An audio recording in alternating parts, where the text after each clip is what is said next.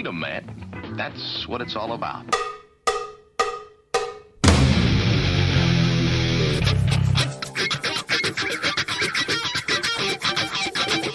You've got to groove on freedom, like the good book says.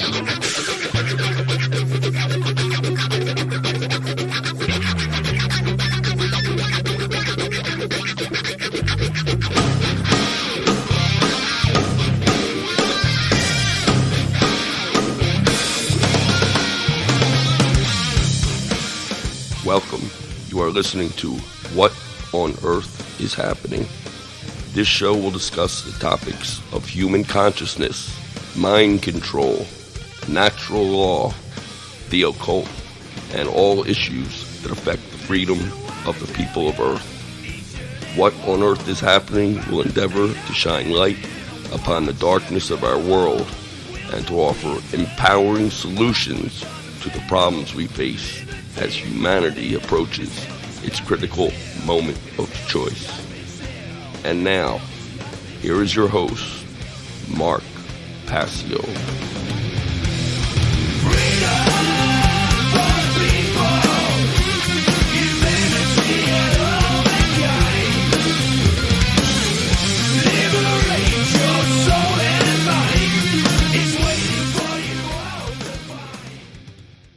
Welcome, one and all. You're listening to What on Earth is Happening right here on Republic Broadcasting.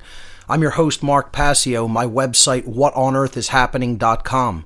The network's website, republicbroadcasting.org. Today is Saturday, April 4th, 2015.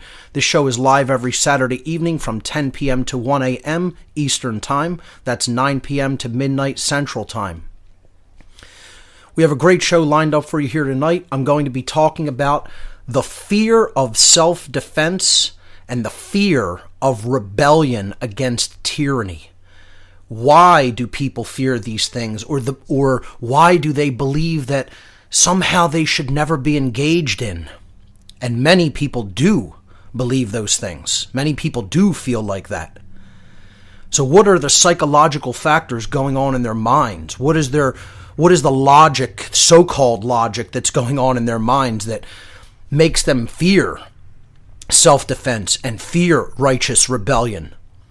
We're going to be talking about this on the show tonight. I'm actually going to be reading a couple of articles that deal with things such as this, and then I'll be going to your calls, and we'll be taking many calls throughout the show. So the call-in number to join us, ladies and gentlemen, for this edition of What on Earth is Happening, 800-313-9443. Once again, the call-in number to join us, 800-313-9443. A couple of quick announcements. This coming weekend, less than a week away, Free Your Mind 3, the biggest conference of its kind in this country, possibly throughout the world, in the year of 2015. April 10th, 11th, and 12th. That's next weekend, Friday, Saturday, and Sunday, April 10th, 11th, and 12th, 2015, at the Sheraton Bucks County Hotel, just outside of Philadelphia, at 400 North Oxford Valley Road in Langhorne, Pennsylvania.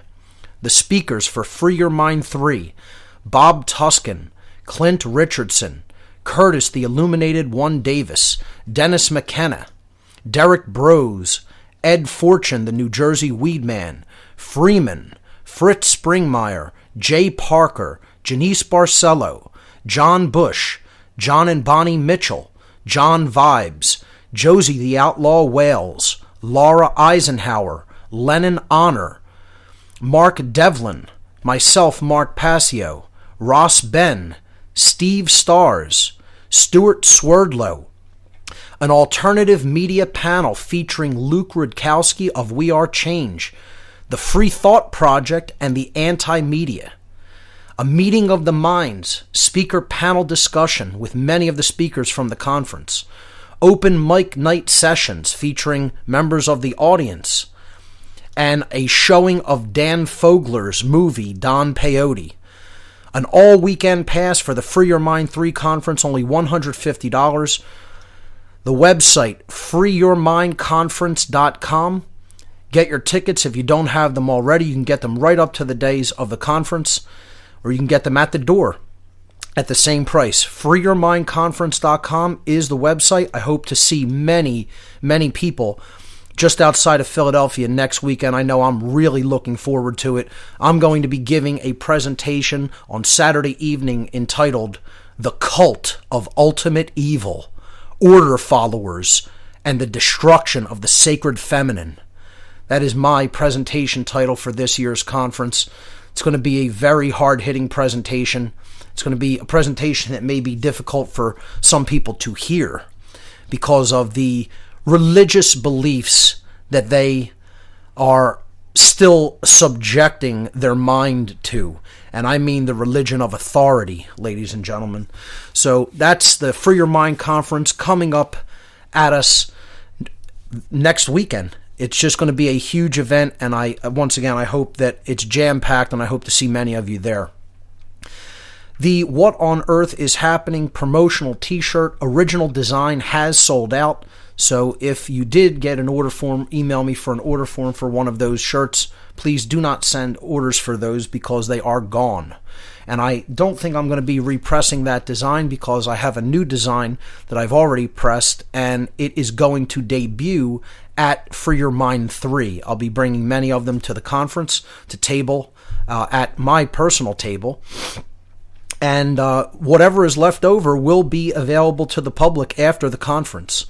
So I'll be posting the design probably in the middle of this coming week, just to give people a little taste of what will be available at the conference, and so that people can get their orders in for after the event is over.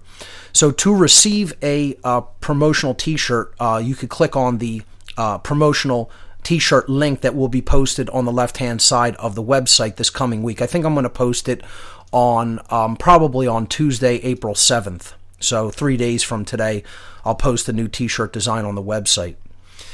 Also, there is a donation button on the left-hand side of the whatonearthishappening.com website. If you feel that you have received value from the information that has been presented and shared on both the What on Earth is Happening radio show and on my website through my podcasts and my videos, you can feel free to make a voluntary donation to help support my work so that I can continue it into the future. Also, RBN has been hosting a donation drive to help support the network and keep it on the airwaves. You can donate to RBN by phone. You could pledge a donation by phone by calling toll-free 800-724-2719. Once again, that number, 800-724-2719. You could also go to the PayPal link on the donation tab at republicbroadcasting.org. That'll take you right to their PayPal donation. And there is also a mailing address if you want to send a check, a donation by check. The mailing address is 2251 Double Creek Drive, Suite 302, Round Rock, Texas, 78664. So if you are in a position to do so, please help out the network. They could definitely use it, and that's what it's all about. This network is listener supported, and your donations help keep it going. So I want to direct everyone's attention to the whatonearthishappening.com radio show page. If you're not already listening there, of course, underneath the player for live broadcasts, there are images for tonight's show. The first two images, there's only 3 images up there this evening. The first 2 images are posters for the Free Your Mind 3 conference. You could feel free to share them. And the third image is a meme that was made regarding the latest topic that I have been covering on the show over the last few weeks, which is gun ownership and gun ownership rights, and the Second Amendment in particular. I just completed giving an extended version of my true meaning and purpose of the Second Amendment presentation that I originally gave a couple months back here in Philadelphia. I gave this extended presentation on the air over the last few weeks and got a lot of positive feedback and responses from people. And a listener that posts to a Facebook group that is dedicated to my work he created a meme of me from that presentation, a photo of me from the Second Amendment presentation with my AK-47, and underneath it is a quote from me that says, "If there are no guns in your country, that means slavery was perfected there." It's a quote that I came out with during the first half of my Second Amendment presentation that I gave live on the airwaves a few weeks back. And I was pretty riled up during that show because I was thinking about all the efforts that are being made to try to curtail gun ownership rights, and how many states in the United States have completely unconstitutional and immoral gun laws on the books that have no business having ever been enacted whatsoever. And having been thinking about that over the days before I was doing that particular presentation, the vitriol definitely was raised in me, let's just say. But this meme, I tried to kind of get it to spread as much as possible on Facebook, because a lot of people need to hear words spoken just like that. Because so many people think it's so wonderful and great that there's no guns in their country, that the citizenry has been disarmed, and therefore they have absolutely no means of resistance against tyrannical government. And they somehow think that isn't going to happen in their country, when it has happened repeatedly, time and time and time again throughout history. Genocide by a tyrannical government. So people like that, in my opinion, are just completely naive. They have the mindset of little children. And, I don't, as much as I'll, directly come out and say how I feel about people like that, I would still encourage them, if they're living, anybody who's from a country where the citizenry has been disarmed, like let's say England or Australia has been largely disarmed. Germany has almost been completely disarmed, not entirely, but it's most of the way there. If anybody wants to call in from any of these locations, I'd like to hear what you think about your nation's populace being disarmed and basically at the mercy of your governments.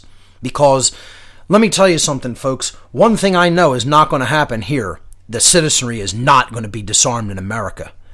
You can bet on that as sure as you can bet on the sun rising on the eastern horizon tomorrow morning. Okay? That's one thing I'll guarantee you with my dying breath. They can try all they want. They could pull however many false flags they want to try to pull. It's all nonsense. It's all a big act to try to tug on the heartstrings of people and say, oh, look at how many more children have to be killed. You know how many more? Every single person on the face of the earth. How about that? You want a number? There's the number. Then you'll have no more gun owners in America. When every person on the face of the earth is gone. And not a minute until. You're never going to get that done. All the Marxists and socialists and communists and fascists and Nazis out there. You're never going to get it done here. But they'll keep trying, folks. Believe it. Believe me, they'll keep trying. One thing I do want to mention before I get into some of the material I want to cover here tonight. I neglected to mention this last week, or 2 weeks ago, I should say. Just letting people know, I didn't do a live show last week. There was a little bit of confusion on the network end of things, and scheduling got a little bit messed up, and I just didn't prepare a show and didn't go live. So it was just some back end confusion and complication that took place. So that's all been worked out and everything is fine. But I didn't do it. 2 weeks ago I did do a show, and it was during, I believe, the very first week of the Season of Sacrifice, the Occult Season of Sacrifice, as it is known. That show was on March 21st, and the Season of Sacrifice is a 40-day time period that runs from March 19th through May 1st. It is a time period during which the dark occultists that basically are running Earth do sacrificial rituals and blood sacrifices on a mass scale to essentially basically pay homage to the gods that they believe in, the entities that they believe have to be appeased, and many of them do believe in entities such as that. Many of them do not.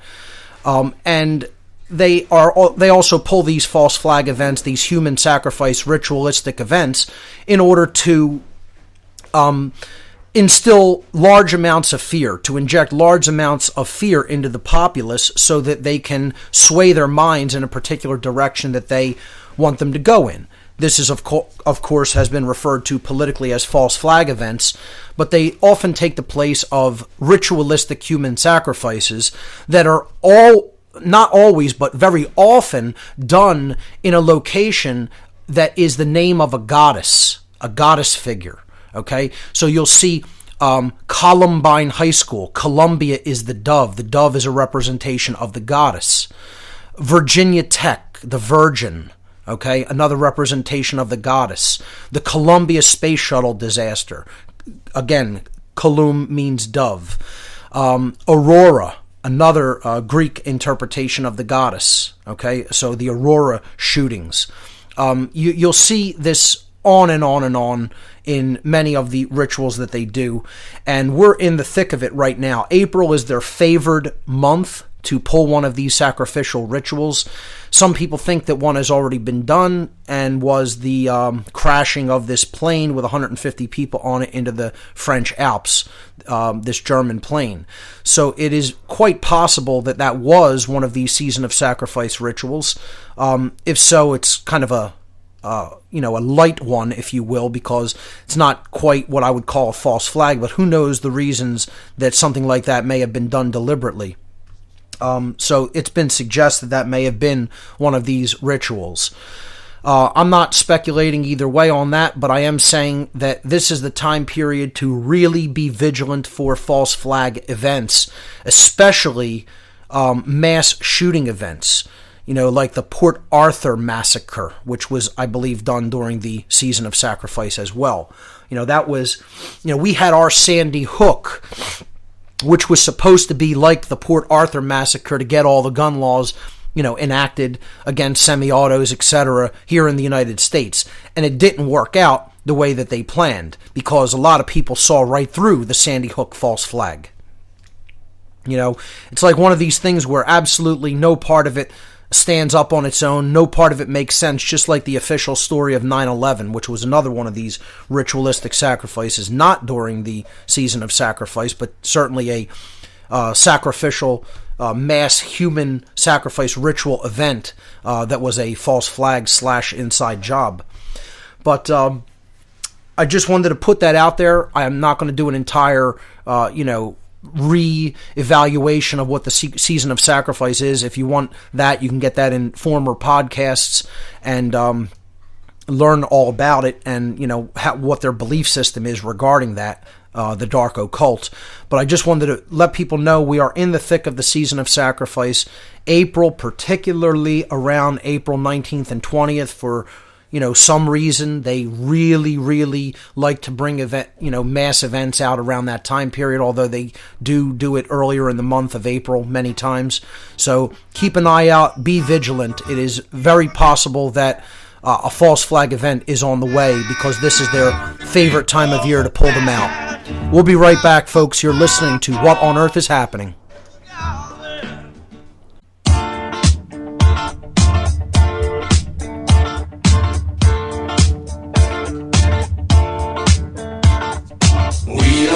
Need no education.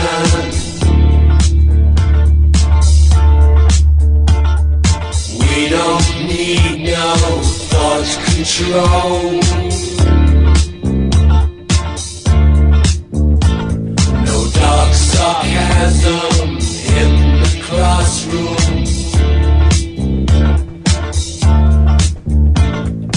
Teacher, leave them kids alone.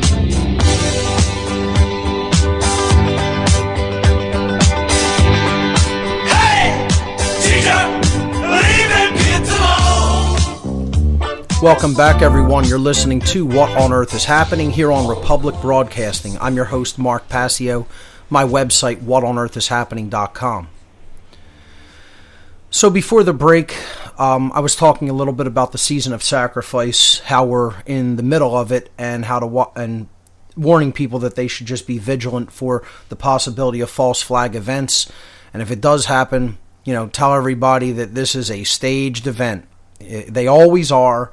And, it's always for an alternative agenda to try to get gun control measures passed, or to just try to inject enough fear into the population that these controllers can get whatever agenda that they want to accomplish through with as little resistance from the public as possible.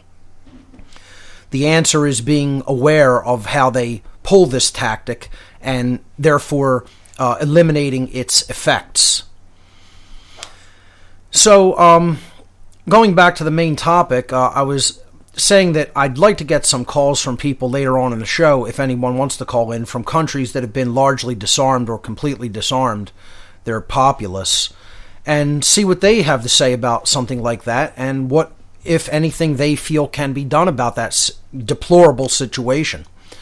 So, if there is anybody listening from countries such as that, feel free to call in. Again, the toll-free number, 800-313-9443. Before I go to calls later on in the show, however, I want to read a couple of articles related to the topic of gun ownership and self-defense, and the psychological fear of self-defense, which is the main focus.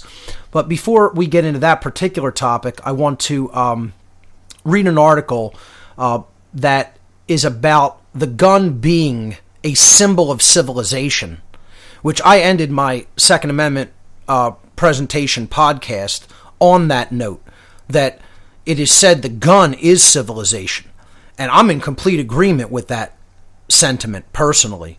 I think if everyone was armed, a society would be extremely more polite to each other, because that everybody has equality in deadly force capability. And therefore, everybody's going to be a little bit more hesitant, shall we say, to infringe upon other people's natural rights if they knew everybody had that capacity. So this article is called "The Gun is Civilization," and it's by Major L. Caudil. I think I'm pronouncing that right, or Caudil. Retired Marine. So I'm going to comment possibly occasionally during the reading of these articles, as I've done before on the show, so just bear with that. If I want to make a point I'll make my point and then say I'm continuing with the article now, to give you a distinction of when is the article and when I'm making a commentary on it. And I'll also post these articles with the podcast, of course. So this is called "The Gun is Civilization." Human beings only have two ways to deal with one another: reason and force. If you want me to do something for you, you have a choice of either convincing me via argument or force me to do your bidding under threat of force. Every human interaction falls into one of these two categories without exception: reason or force. That's it. In a truly moral and civilized society, people exclusively interact through persuasion. Force has no place as a valid method of social interaction. And the only thing that removes force from the menu is the personal firearm, as paradoxical as it may sound to some. When I carry a gun, you cannot deal with me by force. You have to use reason and try to persuade me, because I have a way to negate your threat or employment of force. The gun is the only personal weapon that puts a 100-pound woman on equal footing with a 220-pound mugger, a 75-year-old retiree on equal footing with a 19-year-old gangbanger, and a single guy on equal footing with a carload of drunk guys with baseball bats. The gun removes the disparity in physical strength, size, or numbers between a potential attacker and a defender. There are plenty of people who consider the gun as the source of bad force equations. These are the people who think that we'd be more civilized if all guns were removed from society, because a firearm makes it easier for an armed mugger to do his job. That, of course, is only true if the mugger's potential victims are mostly disarmed, either by choice or by legislative fiat. It has no validity when most of a mugger's potential marks are armed. So I hear the break music coming up, folks. I'll continue this article called "The Gun is Civilization" on the other side of this break. Stay with us. You're listening to What on Earth is Happening.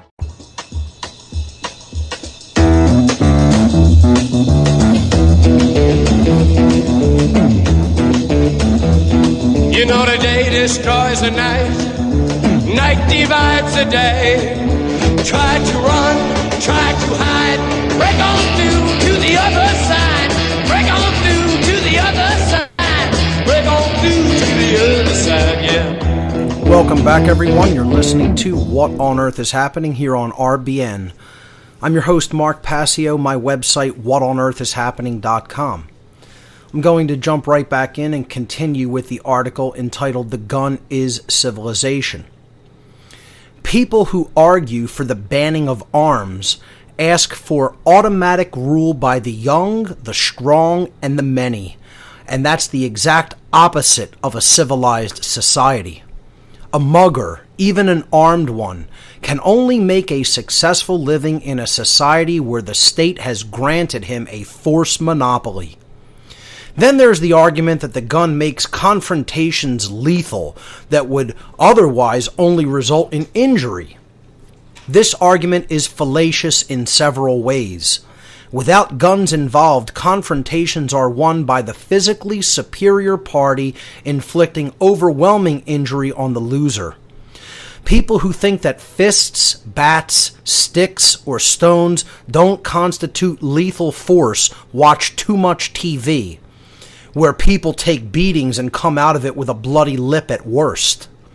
The fact that the gun makes lethal force easier works solely in the favor of the weaker defender, not the stronger attacker. If both are armed, the field is level. The gun is the only weapon that's as lethal in the hands of an octogenarian as it is in the hands of a weightlifter.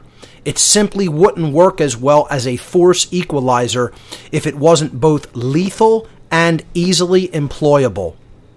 When I carry a gun, I don't do so because I am looking for a fight, but because I'm looking to be left alone.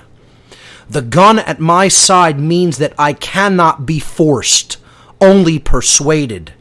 I don't carry it because I'm afraid, but because it enables me to be unafraid. It doesn't limit the actions of those who would interact with me through reason. Only the actions of those who would do so by force. It removes force from the equation, and that's why carrying a gun is a civilized act. Absolutely phenomenal article, ladies and gentlemen. I'll post it with the podcast. Anybody who doesn't understand the pure and simple logic that is contained in that article, I don't know what's wrong with them, but they are clearly brainwashed by the state. That's all I'll say. And you know, it's funny because so many people can get things halfway. You know, this is by a retired Marine who is an order follower in one way and yet fully understands, you know, the self-defense principle in another way. You see a lot of this going on where there's only still partial enlightenment everywhere throughout society. And this is one of the main problems. There's not total enlightenment.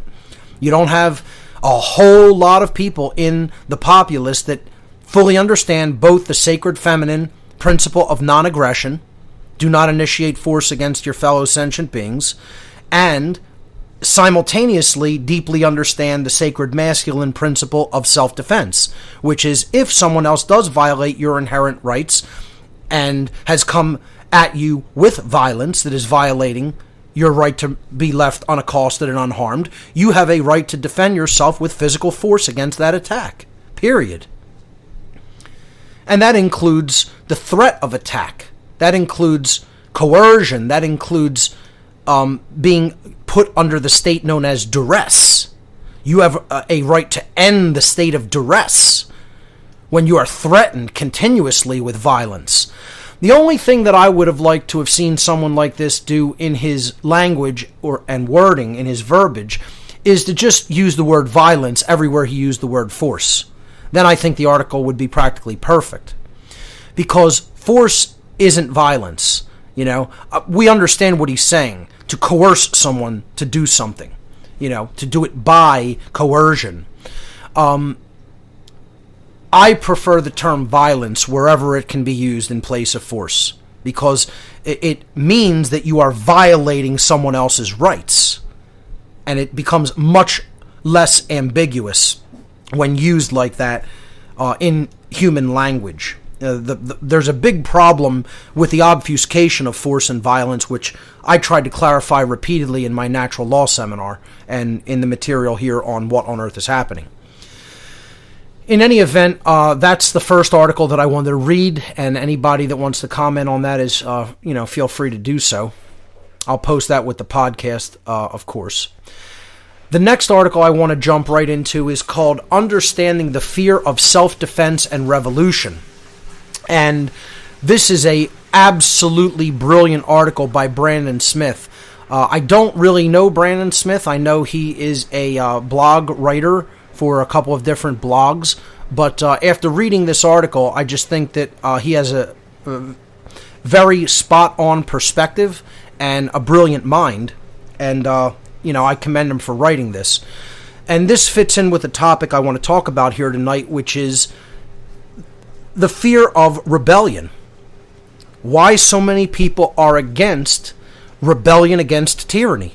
So many people think, it was great that the Founding Fathers did it, and the Revolutionary Army and the colonists in the United States rebelled against a totally psychopathic king, but somehow we're in such a different situation today. Less of our rights are being violated and not more? We're under less coercion, we're under less threat of violence, we're under less duress here in America today than we were back in, the late 18th century, in the late 1700s. How is that possible? Because you could have fooled me, folks, I mean, the things that our forefathers here in America went to war over and were willing to dispatch other people over were far less egregious than what's taking place in America today, where 1,000 people a year are being murdered without trial by police in America. And we don't think we have an epidemic of police violence, of police criminality, while our military forces are being used to serve global elitist bankers and being sent to kill people that pose no threat to us.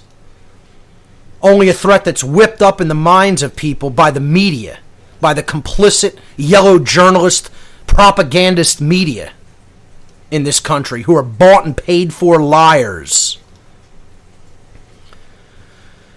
So, my point here, to go back to it, is why are so many people in such psychological fear of self-defense and rebellion, particularly when it comes to rebellion against an unethical and unlawful government? So this article is going to explore some of these psychological dynamics, or the arguments against rebellion against tyranny, or simply revolution, as Brandon puts it in this article. I prefer the term rebellion to the term revolution, because rebellion takes on a little bit more of a righteous connotation, and revolution has that idea of you're going around again, you know. Righteous physical rebellion can be the same as righteous revolution. The two terms, I'm not trying to split hairs here. They can be used interchangeably. I simply prefer the term rebellion, particularly rebellion against tyranny. So here's the article. It's entitled Understanding the Fear of Self-Defense and Revolution by Brandon Smith. Our era is a strange one when considering how social attitudes have developed in such a contrary fashion to the rest of history. I think that our forefathers would look upon our current culture with bewilderment when confronted with the fact that our generation has all but abandoned the option of physical rebellion as a tool for social change. Even amongst the most enslaved of nations and peoples, the idea of revolution has been held in regard as an entirely moral and principled affair involving every individual, no matter their age or economic station. Today, however, that which we call, quote, revolution has been delegated mostly to college-age intellectuals and has been so watered down and whitewashed with politically correct restrictions that the concept is hardly recognizable. I believe the civil rights movements in America and in India in the 20th century have in many ways warped the public view of how opposition to totalitarianism is actually accomplished. I find it interesting that movements led by Gandhi and Martin Luther King Jr. enjoy so much adoration in the mainstream media and in public schooling, while the American Revolution is often either misrepresented or not discussed at all. Gandhi's movement was, in concrete terms, a failure until Indians had actually began organizing to physically fight the British, causing the Crown to attempt to defuse the movement by suddenly offering up a reformation of Indian governance, one that would continue to benefit them, of course meaning the British. When one examines the facts surrounding COINTELPRO operations by the FBI and CIA during the civil rights movement in America, one realizes that half the efforts and actions were legitimate and the other half entirely manipulated. Over the course of half a century, the philosophy of, quote, anti-violence has come to include a distinct distaste for self-defense. Self-defense is now consistently equated to, quote, violence, and is thus immoral in other people's minds, regardless of environmental circumstances. Even in the liberty movement, there are people who disregard physical defense as either barbaric or futile, and have adopted rather less effective pacifist ideologies of more socialist activism. The problem with certain factions of libertarianism is that they tend to live within their own heads.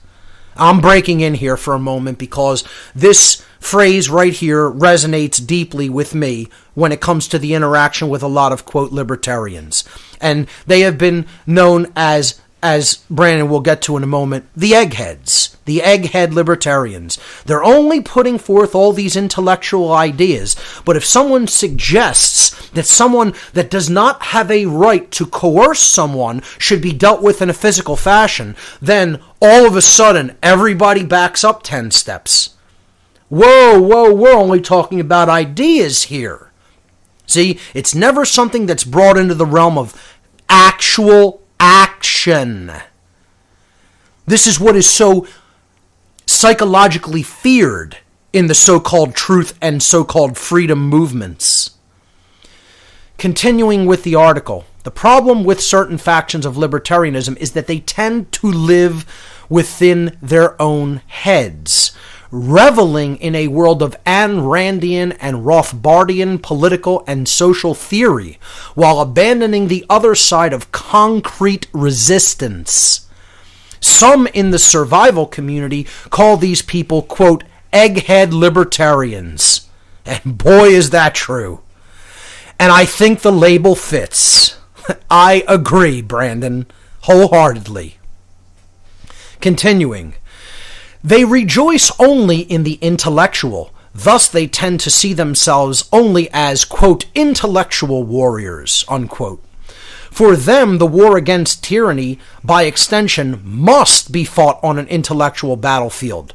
Otherwise, as individuals, they have little to offer the resistance. They believe that if they merely present a better and more logical philosophy, they will win over the masses to their side or even change the souls of the rather soulless psychopaths creating the tyranny in the first place. Like magic, they will have won the fight without ever truly fighting. It sounds like a strategy right out of The Art of War, but really, it is an intricate excuse designed to avoid risk. An intricate excuse designed to avoid risk. My emphasis. Continuing. They have almost no experience with, and therefore no respect for, the concept of self-defense and revolution. And they have no capacity to fathom what such an endeavor would entail. This unknown scenario inspires fear in them, a fear of struggle, a fear of failure, and a fear of death.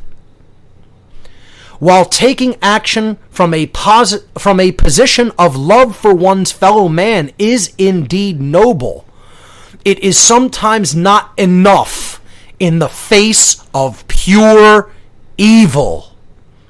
The kind of evil inherent in the ranks of elitism and the globalist ideology.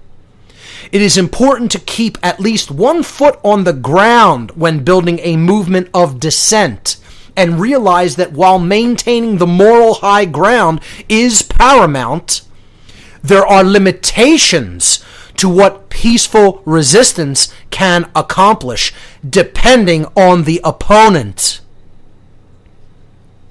Let me read that sentence again, because it is profound.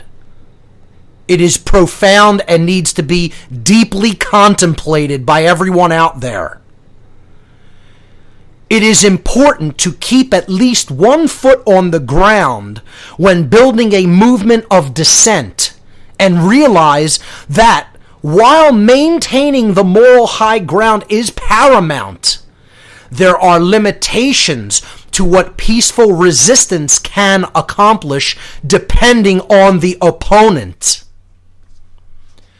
If you are not prepared to use both peaceful means and physical defense if necessary, your movement will ultimately fail against an enemy without conscience.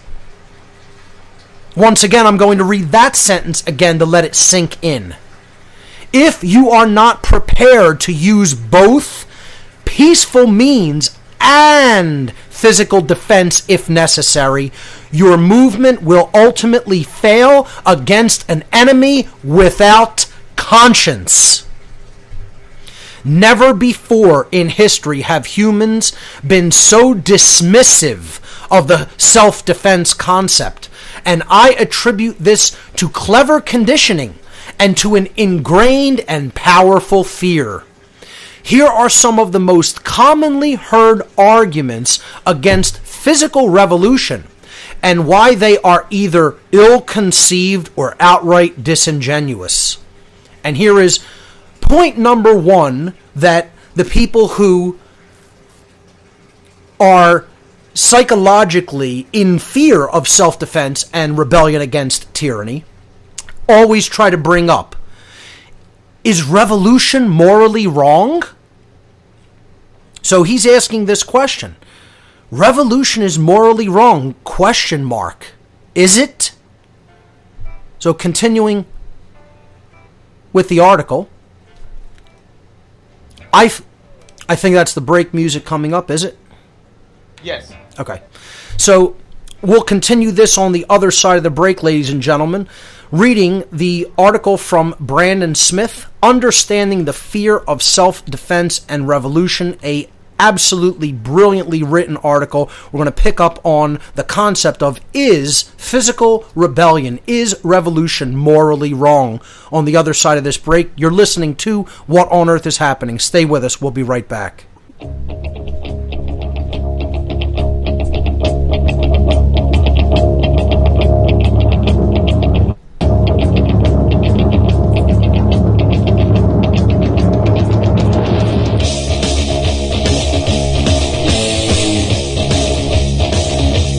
Welcome back, everyone. You're listening to What on Earth is Happening here on RBN. I'm your host, Mark Passio. My website, whatonearthishappening.com.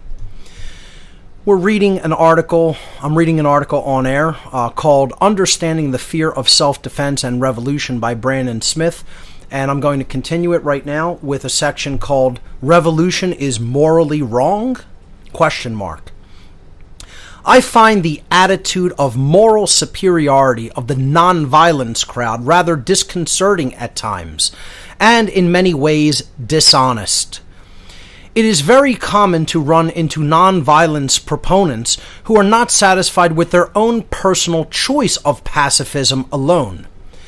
In many cases, they will attack or undermine other parts of the movement preparing for self-defense on the basis that even mere preparation is somehow akin to physical aggression. These people are never satisfied until everyone in the movement meets their, quote, high standards, unquote, of activist purity. In the end, I think their position is less about a regard for peace than it is about a regard for their own egos. People in general tend to support the formation of taboos as opposed to honest principles in order to gain what they see as the moral upper hand over others. They invent a condition of arbitrary piety around themselves in an act of self-elevation that does not constitute true morality. Anyone who makes self-defense a taboo is not only living in a fantasy land outside the inherent structures of natural law, he is also likely doing so because he enjoys the sense of social superiority such a position affords. In this way, many of the more irrational nonviolence activists are, in fact, no better than the raving acolytes of the cult of political correctness. Hear, hear. Physical self-defense against tyranny is not only necessary, but entirely honorable. When the violence of an individual is thwarted by defense, when a potential thief robs the wrong house, when a rape is prevented by an armed and prepared woman, or when a potential murderer is shot dead by a citizen who refused to be a victim, our society cheers. But when someone suggests the same measures be taken against a violent and corrupt government, people suddenly claim moral hazard. There is no difference between the act of defending oneself against a common criminal and defending oneself against a criminal government. And I'm going to read that sentence again, ladies and gentlemen. Let that one get hammered into the brain a little bit.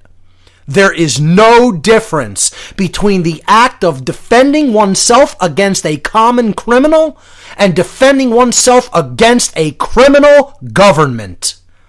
I would venture to say that self-defense is a moral imperative, more vital to the survival of peace and freedom than any other. We'll pick this up on the other side, folks. You're listening to What on Earth is Happening.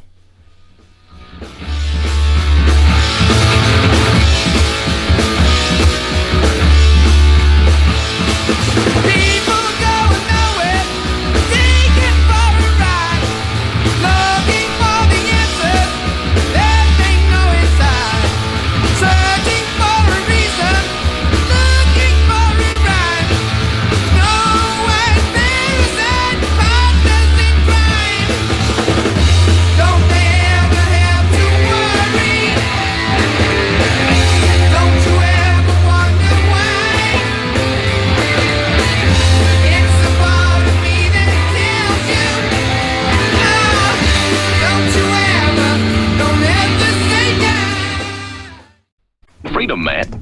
That's what it's all about.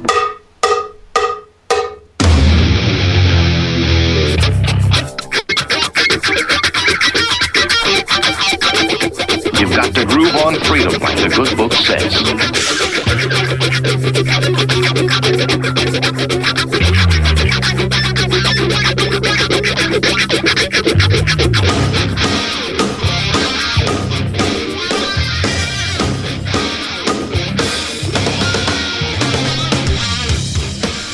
Welcome back, everyone. You're listening to What on Earth is Happening here on RBN. I'm your host, Mark Passio. My website, whatonearthishappening.com. We are talking about the psychological fear of self-defense that is so strong in the modern population due to social engineering, and why people are afraid of even the discussion of the thought of rebelling against tyrannical government physically.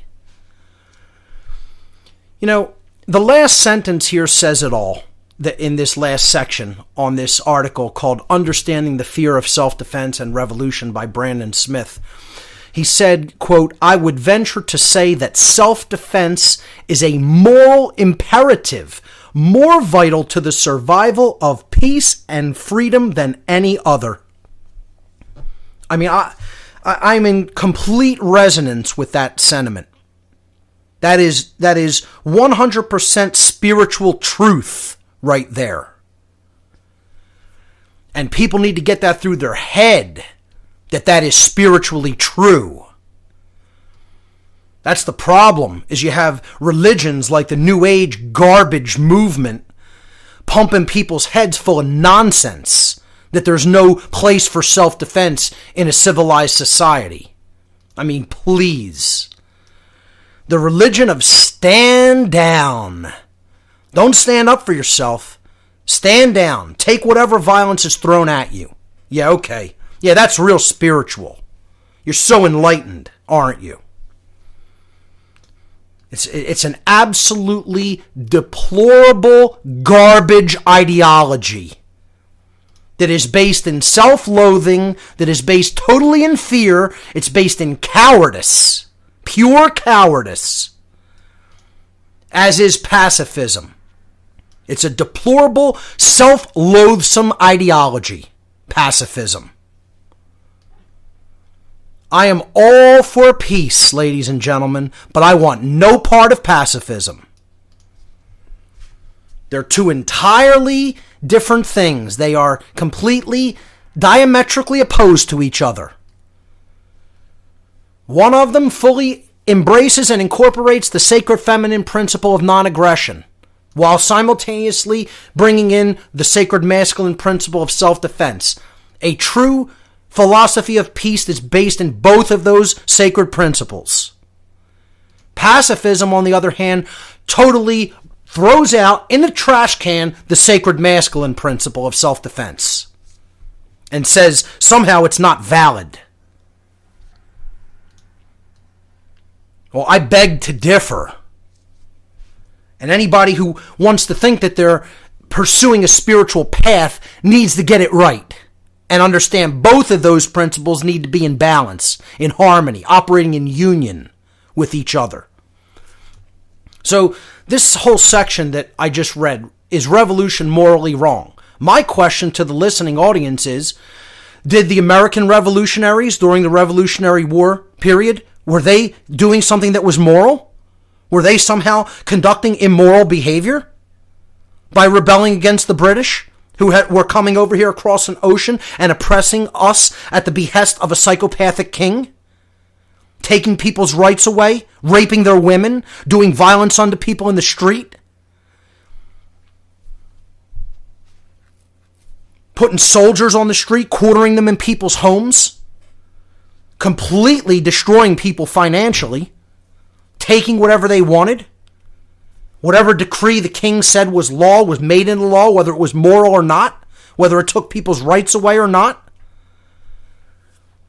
So, did they somehow do something that was immoral by rebelling against that so-called authority? That totally criminal, psychopathic government? I beg to differ. They did something completely moral that was based in higher consciousness, which is called love. The American Revolution was an act of love. And if you don't think so, you have your philosophy all twisted up. And you don't understand what real enlightenment or real spirituality is at all. Not even a little bit.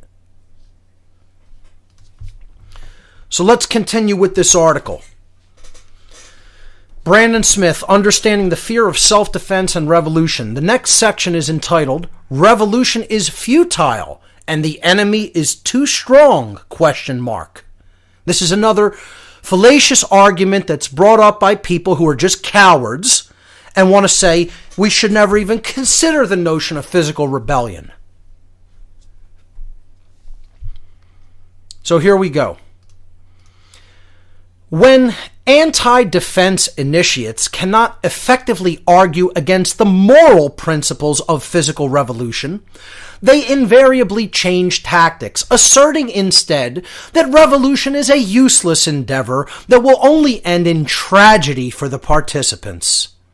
I see this argument as a product of brainless nihilism rather than rationalism, and such a defeatist mindset invariably stems from cowardice rather than logic.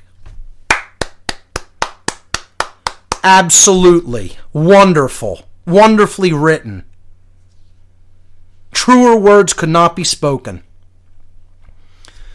Nihilism is a powerful psychological force that destroys all hope and all positive pursuits.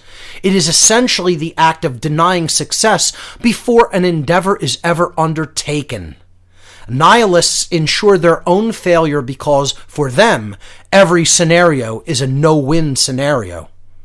To them, I might seem like a blind optimist, while they see themselves as realists. In truth, pro-self-defense activists are far more realistic. Advocates are far more realistic. There is certainly a fundamental difference in the manner in which we look at the world.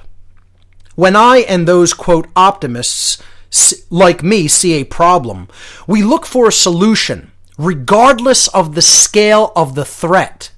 And if we cannot immediately find an obvious solution right away, we keep working until we do. There is no such thing as a no-win scenario for us. There is always a way to overcome an obstacle. The odds of success are not relevant where revolution against oligarchy is concerned. I would also point out the reality that at bottom, it does not matter what the odds are in a revolution for freedom. When all is said and done, you will probably be confronted with two choices in the face of tyranny: fight and possibly die, or surrender, become a slave, and probably still die. Those who argue against self-defense are, in most cases, trying to avoid the inevitability of this choice by creating non-options and non-solutions out of thin air. This is the opposite of realism. Physical revolution requires a methodology of adaptivity and courage. Fear has no place in the mind of a freedom fighter, and nihilism is just as foreign to him. The goal of liberty will be accomplished. Totalitarians will be defeated. The size of the movement is not a factor. We expect that we will be in the minority. There is no other outcome but victory because we will allow no other outcome, period. If we are proven wrong, then we are proven wrong. But it will not be due to a lack of trying. And there it is, folks. I'll read that again. The goal of liberty will be accomplished. Totalitarians will be defeated. The size of the movement is not a factor. We expect that we will be in the minority. there is no other outcome but victory, because we will allow no other outcome, period. If we are proven wrong, then we are proven wrong, but it will not be due to a lack of trying. In our age, arguments of the technological superiority of the enemy are often brandished as clear evidence of the uselessness of physical resistance. I think one could also make the argument that technological superiority in media manipulation and other fields could make nonviolent resistance useless as well. I'm not really sure why nihilists cling to the notion that technology matters at all, except that it perhaps offers an easy and lazy avenue of debate. The enemy has predator drones, therefore revolution is futile. In conjunction with Oath Keepers, I will soon be producing a video that will show the Liberty Movement how to build their own working thermal evasion suits.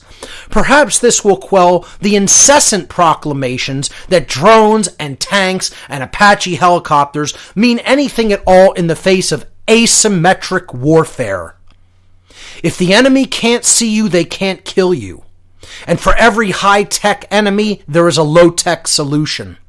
Of course, I doubt this will mean anything to the nihilists, who don't have the will to fight for anything except their belief that fighting back is useless. That's right, Brandon, because these people are cowards. Cowards. And that's all it comes down to. The next section is entitled, Revolutions Are Always Co-opted? I have heard it argued by multiple sources within the liberty movement over the years that revolution is a poor option in defeating tyranny because of the cyclical nature of political and social change. They claim that all we have to do is look back at history to see that even when a revolution is successful in removing oligarchy, the resulting republic is invariably co-opted years or decades down the road. I agree, to a point. The problem is not that the concept of revolution is ineffective.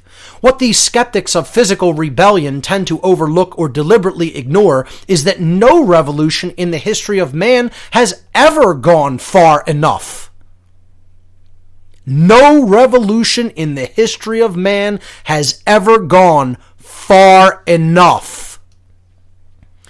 Each revolution has targeted the corrupt government of their day, but no revolution has actually removed the elitist cabal behind those regimes. The same cabal of elites that has bankrolled nearly every tyranny over the past several centuries. This is in part due to the fact that knowledge of who these elites are was not widespread. Today, for the first time ever, mankind has full access to information on who the globalists are and what they want. In fact, the elites barely hide who they are or what their intentions are anymore. One can simply look up the roster of organizations like Bilderberg, Tavistock, Trilateral Commission, Council on Foreign Relations, the International Monetary Fund, the Bank for International Settlements, etc.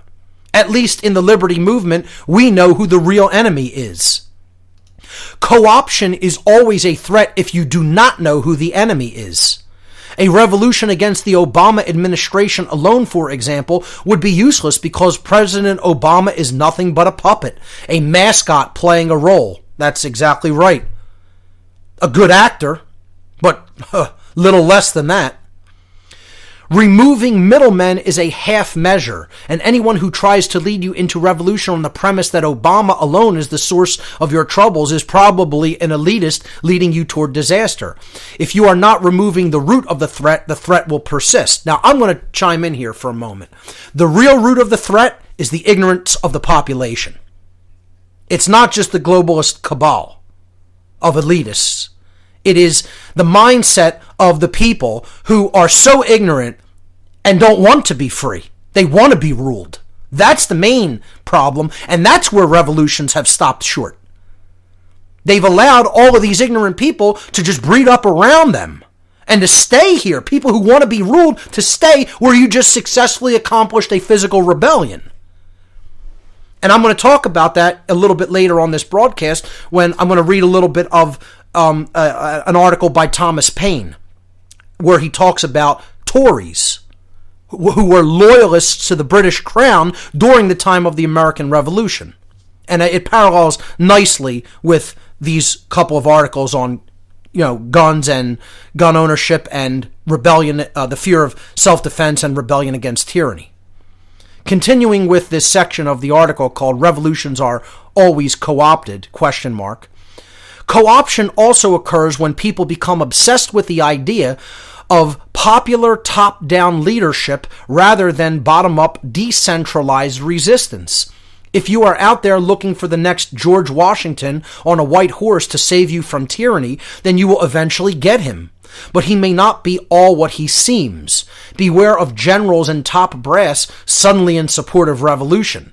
Beware of any notion of a military coup. Beware of any revolution that uses political party divisions as a motivator. Beware of any government with a central bank that wishes to bankroll your revolution. Stay decentralized and refuse any push for top-down leadership. This is the only way to avoid co-option. Brilliant and true.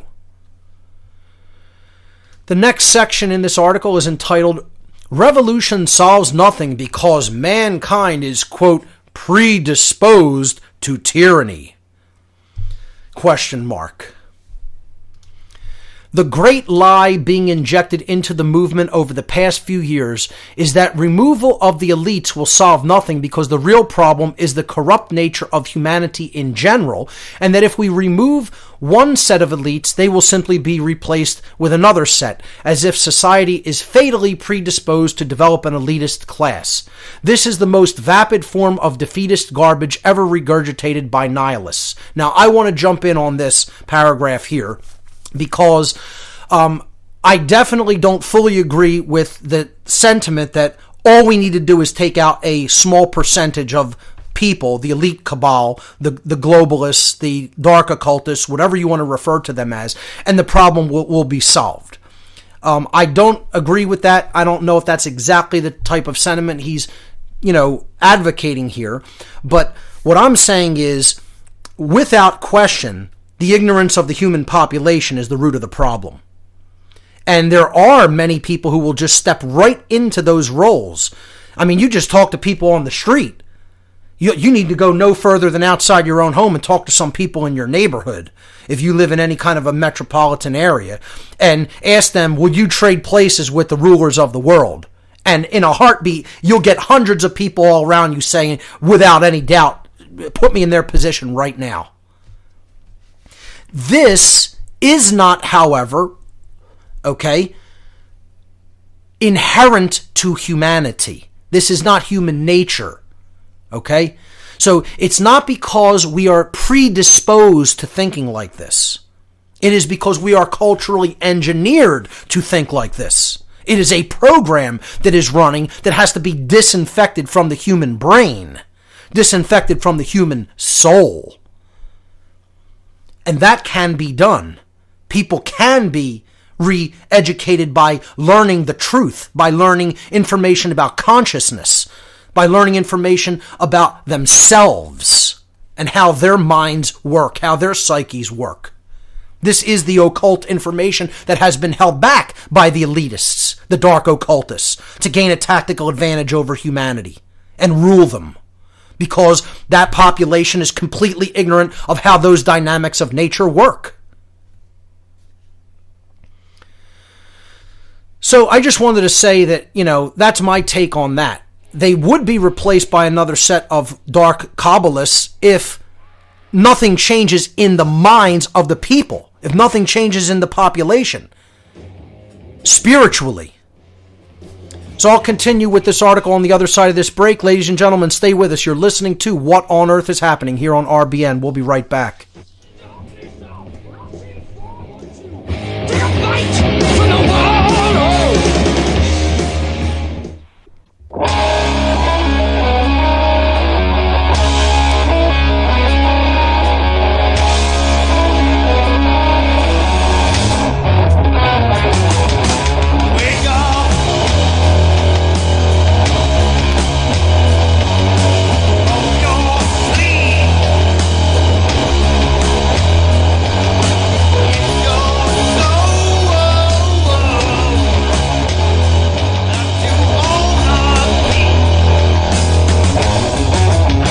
Welcome back, everyone. You're listening to What on Earth is Happening here on RBN.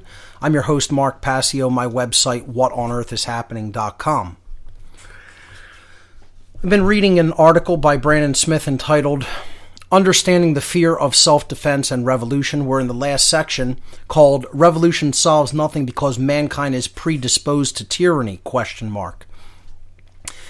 And he started this by, raising the argument that people bring up that, humanity is corrupt, by its nature, the corrupt nature of humanity in general. And if we take out one set of elites, then people will just replace them and, we'll have the same problem as ever.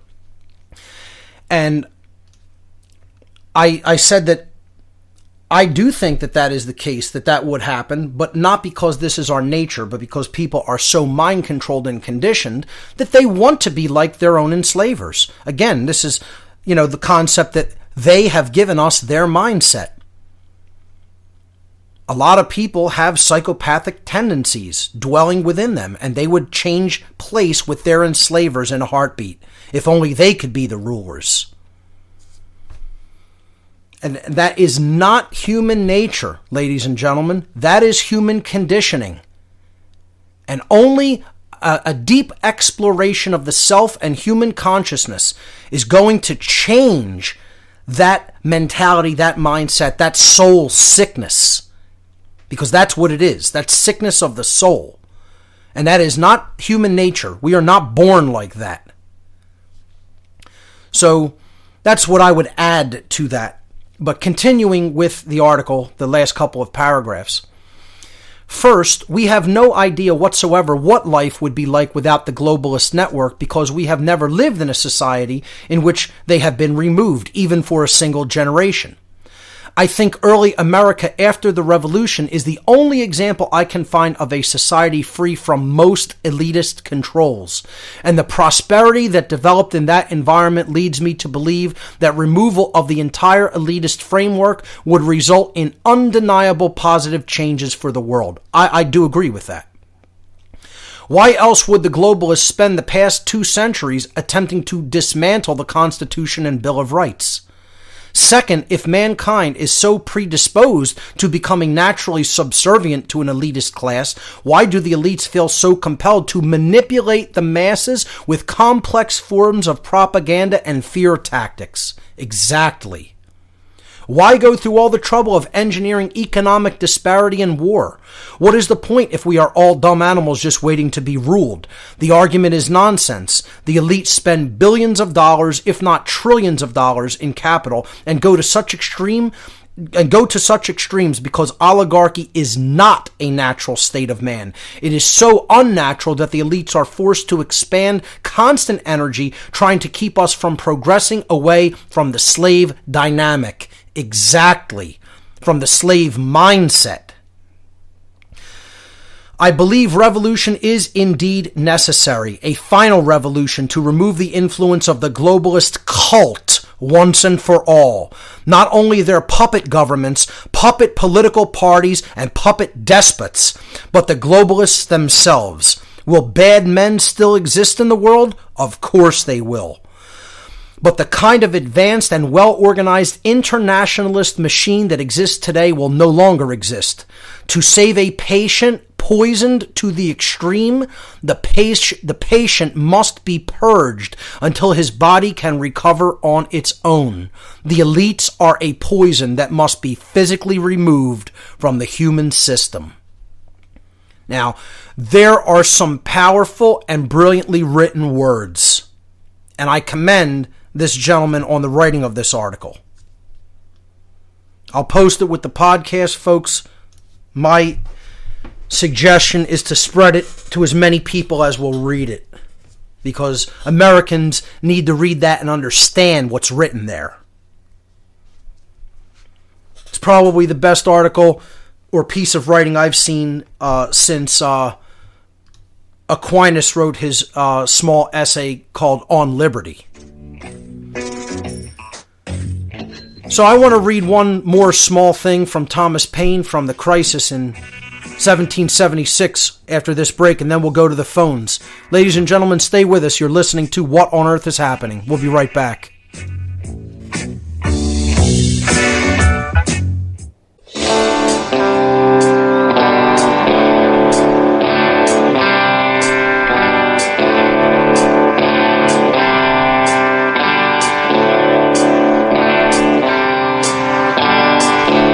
There's a code of silence that we don't dare speak. There's a wall between us and a river so deep. We keep pretending that there's nothing wrong. There's a code of silence and it can't go on. Welcome back, everyone. You're listening to What on Earth is Happening here on RBN. I'm your host, Mark Passio. My website, whatonearthishappening.com. So I just completed reading that great, very well-written article by Brandon Smith entitled Understanding the Fear of Self-Defense and Revolution. And it all really comes down to one dynamic, folks. It always has only ever come down to one dynamic.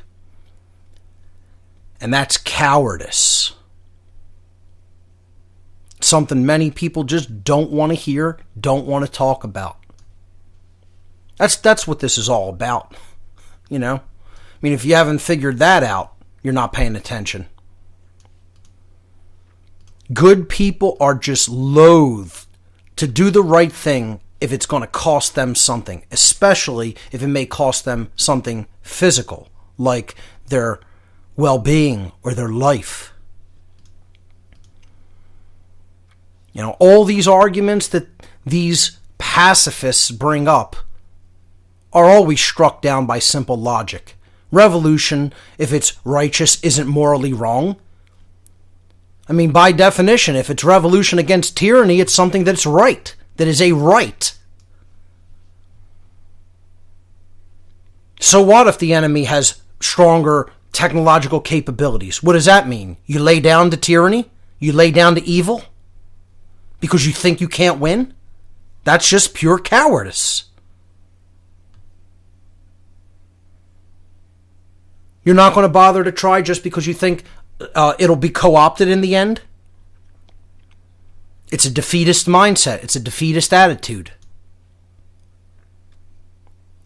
And this totally poisonous worldview of human nature. Oh, we're just evil by our inherent nature, you know?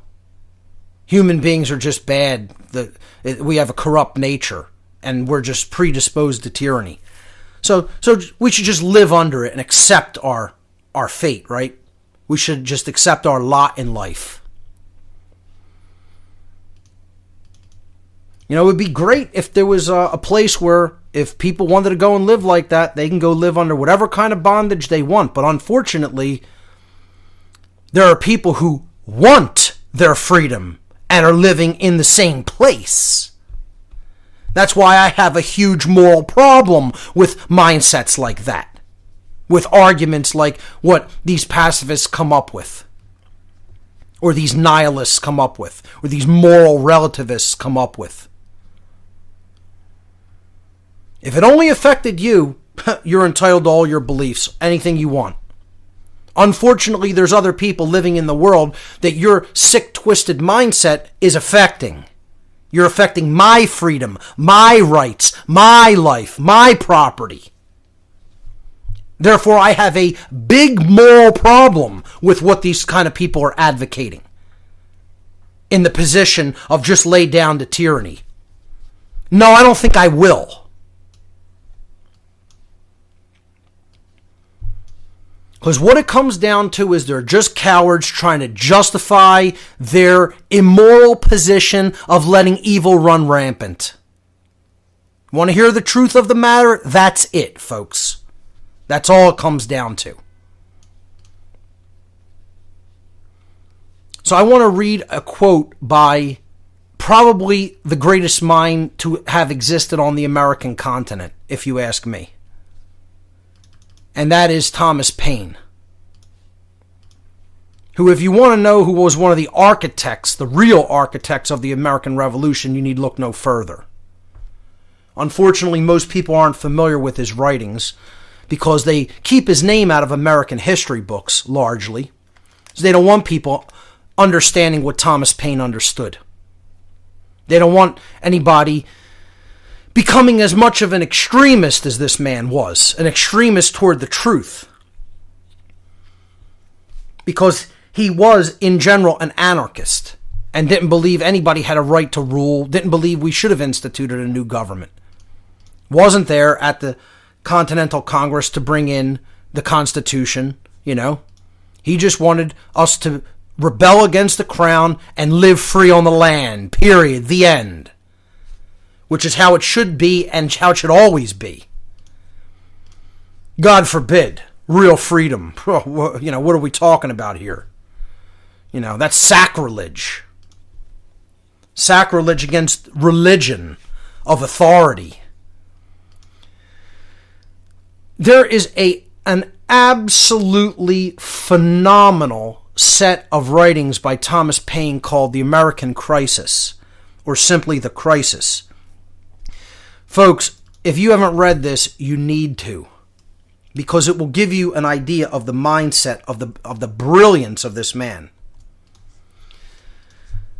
The first Crisis newsletter, article, essay, whatever you want to call it, was written on December 23rd, 1776, after the American Revolution had already begun. Long after, this is over a year now after Lexington and Concord, the battles of Lexington and Concord. And in this paper, Thomas Paine says this regarding why the enemy, the British troops, have chosen to make their landings or their seat of their war against the colonies the middle colonies, the middle states. Well, before they were states, the middle colonies. And namely, the middle colonies were New York, New Jersey, Pennsylvania, and Delaware. And they did not choose to land their troops largely in the New England states or colonies or the southern ones. They eventually came through the southern states as well, but they didn't choose to attack New England first, which is where the revolution started. They did this strategically because they knew they wouldn't have any ideological support among the population in the New England colonies, whereas if they landed in a place where a lot of people were benefiting from the interaction with the crown, making a lot of money, were set, were very rich, were not being oppressed the way that the people up in New England were being oppressed, that they would receive ideological support for their effort by the local populace. Or in other words, the Tories, those who were still loyalists to king and country. They were still loyalists to this psychopathic boy sitting on a chair, thinking he's God on earth. A psychopathic punk clown little boy calling himself a king over men. I mean, you have to be joking. Anybody that has ever thought anything like that is legitimate is a joke. They're a joke of a human being. And all these Tories living in the middle colonies went right along with the whims of the king. Many of them. And I'll read this article and then I'm going to comment on it because it is profoundly significant to why revolutions, and specifically the American Revolution, did not succeed in the way that it could or should have, and why we're probably going to need another one. So here's the quote, and you know what? As a matter of fact, recognizing the brilliance of someone like Thomas Paine and his writings, I think on the next show after the conference in 2 weeks, again, I will not be on the air live next week because I'll be at the Free Your Mind conference speaking and hanging out with the other speakers and the attendees. So there won't be a show next week. I'll probably replay a recent show. But in 2 weeks, I think I'm going to read the entire paper, The Crisis Number 1 by Thomas Paine. But this is a small excerpt from it that I just want to bring up here tonight because of how nicely it parallels with the other articles I've read. And here's the quote. Why is it that the enemy have left the New England provinces and made these middle ones the seat of war? The answer is easy. New England is not infested with Tories, and we are. He wrote this from Pennsylvania, from right here in Philadelphia, actually, where I am at today. And, he's referring to where he's at in Philadelphia, Pennsylvania, that it is infested with Tories, as he says. Continuing with the quote, he says, I have been tender in raising the cry against these men and used numberless arguments to show them their danger. But it will not do to sacrifice a world either to their folly or their baseness. The period is now arrived in which either they or we must change our sentiments, or one or both must fall. And what is a Tory? Good God, what is he? I should not be afraid to go with 100 Whigs against 1,000 Tories were they to attempt to get into arms. Every Tory is a coward. For servile, slavish, self-interested fear is the foundation of Toryism. And a man under such influence, though he may be cruel, never can be brave. Thomas Paine, The American Crisis, December 23rd, 1776. Now, there are words of wisdom. And just substitute statist for Tory. Or better yet, just substitute willing slave in there. One who goes along with their enslavement, who doesn't rebel against it. Then you'd really have something that is not only accurate, but is appropriate everywhere. Every Tory is a coward. Every statist is a coward. Every willing slave is a coward that doesn't rebel against their slavery. Every order follower is a coward.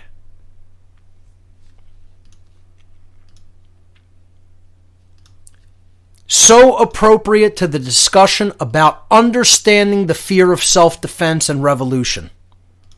The psychological dynamic that is at work is cowardice that is brought about through self-loathing and through conditioning people to believe that somehow they should just accept their servitude or somehow they deserve it.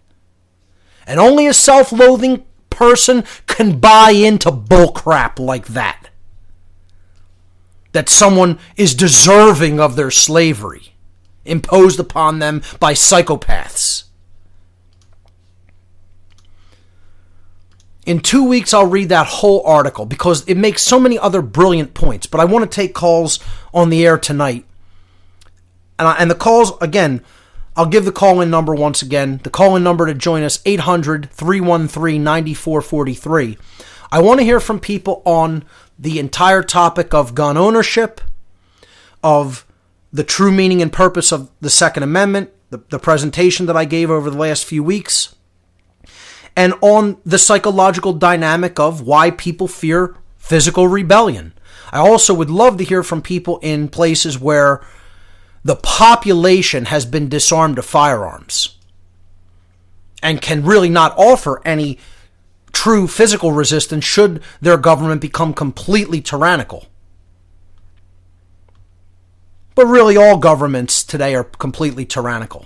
You know, it's their way or death, or escalating up physical violence unto death, which is called living under total coercion, which is slavery. if the truth is told the way it really is. And people are loath to admit that, because what that implies then is responsibility to physically do something, to act. And nobody wants to be the person who says something needs to be done about this. Not just talked about, but done. So let's go to the phone lines. Let's hear from Gumby in Colorado. You're live on What on Earth is Happening. Welcome. Mark? Yes. Yes, this is Jeff in Cambodia. Oh, okay. I must have gotten that confused. So go right ahead, Jeff. Jeff in Cambodia. I spoke to you, I think, a couple weeks back. Welcome back to the show. That was a couple weeks back. We got caught off at the end there. I just wanted to let you know that I'm very glad that you're out there talking about gun ownership to the extent that you are. However, and you can tell me if I'm wrong here, you're a lot more optimistic about the future than I am. When you mentioned cowardice, and you mentioned, for example, the young generation being taught about Gandhi, right, to the exclusion, which I have no problem with, but if you're going to talk about that to the exclusion of the colonials, which in my mind was the only contract that humanity really ever had as a protection against tyranny, then what you've got is you've got a mind control sphere. Is that, yes, we've got 100 million gun owners now and in America, and you know, we'd like to think that that'll make a difference. However, they don't care about those people. They'll just wait for this generation to die off, and they got the young kids who will take the microchip for free internet, bet on it. And the furthest thing from their minds is the ownership of a gun, no matter what their parents say. Their minds are absolutely infested with outright communist propaganda in the schools today. I mean, a friend of mine, I don't know if he wants me to mention his name on the air, but, so I won't. I'll just, an anonymous friend who is in a college here locally around the Philadelphia area, recently told me that college professors who are teaching history in local colleges are telling their students that people like Joseph Stalin and Mao Zedong have a bad reputation laid upon them by most modern Americans, and they weren't as evil as they are portrayed to be. The two largest mass murdering dictators in probably the last several hundred years, being told to our children in schools that they weren't evil people. Great. And the thing is, when you look at it, you just have to wonder if this next generation coming along would put up any resistance whatsoever. I personally think no. I think it's over. So I'm getting myself ready spiritually. Jeff, stay with us through the break. I'll let you continue on the other side. Ladies and gentlemen, you're listening to What on Earth is Happening here on RBN. We'll be right back. To the moon. Let's climb through the tide. Penetrate the evening.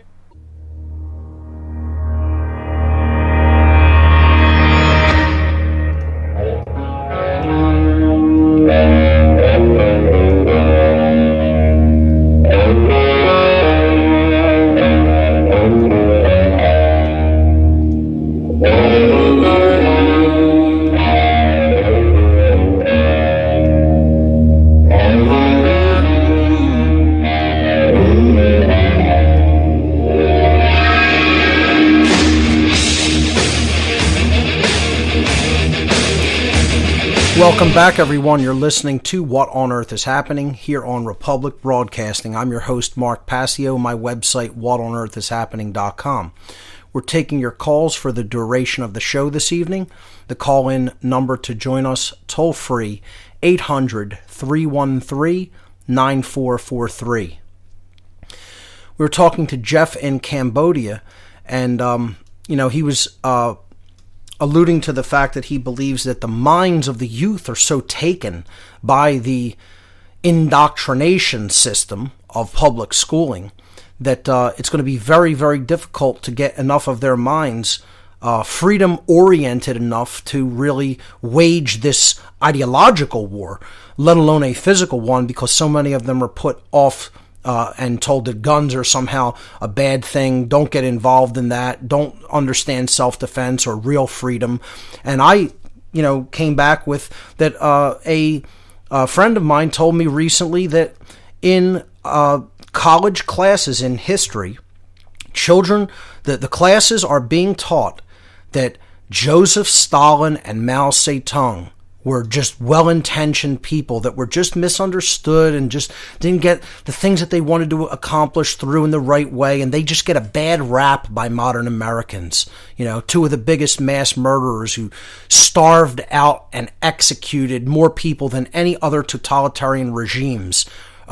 They're being taught in American schools that somehow these were just well-intentioned people and they were just misunderstood by people in a wider sense, and they just get a bad reputation in the modern world. Imagine this being taught in American schools. It's an utter disgrace. Jeff, are you still with us? Yeah, I'm still here, Mark. Okay. I think you hit it right on the head. And the problem is, as you well know, it's a heck of a lot more than just the schools. At every possible angle on the internet, anywhere you go, a massive percentage of what you see is going to be anti-gun, anti-freedom agenda. Now, people like us, I would say, and you may have commented on this on one of your early podcasts, we tend to, in our own minds, exaggerate how effective we are being. Now, I hope I'm wrong about that, but as you've intimated before, it's a minuscule percentage of the population that even thinks along the lines that we do. Without a doubt. Without a doubt, Jeff. I have people ask me all the time, well, Jeff, if what you're saying is true, why is Alex and Steve Quayle and Mark, why are these guys not dead? Well, it's very simple. Because the powers that be don't need to kill you. They don't need to kill me. Exactly. All they need to do is wait for this generation to die off because they got the next one microchipped, bagged, and tagged. They would be, if they did try to do something like that, they would be lending incredible credibility to the message that we've all spoken thus far, and they don't want to do that. They want to marginalize us through ignoring us, through not giving people in the true alternative media any real press. So I agree, the numbers are paltry. That doesn't mean we should give up, but we have a long, long, long way to go. And we have to increase our numbers by speaking the truth to everyone around us. That is what the great work is all about. Jeff, I want to thank you for the call. That's right. Yes. Yep. I want to thank you for the call and for the insights that you brought up. Really great. Ladies and gentlemen, another hour of calls coming at you. Toll-free number to join us, 800-313-9443. Stay with us, everyone. See you on the other side of this break.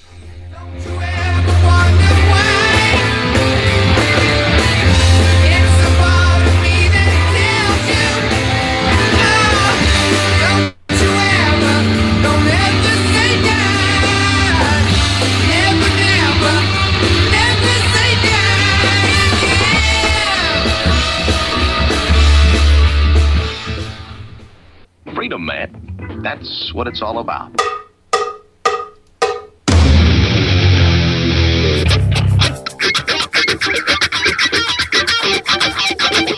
You've got to groove on freedom, like the good book says.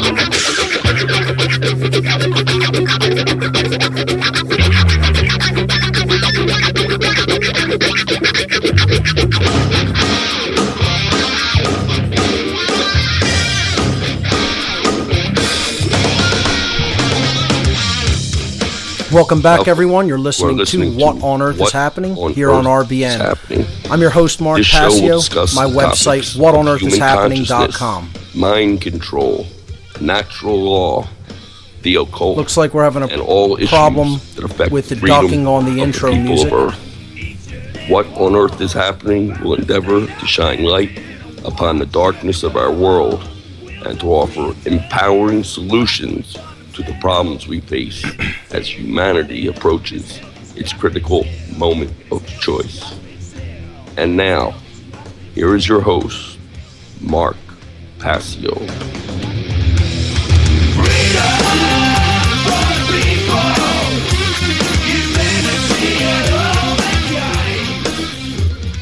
All right, there it goes, finally ducking back down. So, into the third hour of the show, we're going to take your calls during this hour. The toll-free number to join us, 800-313-9443. Once again, toll-free, 800-313-9443.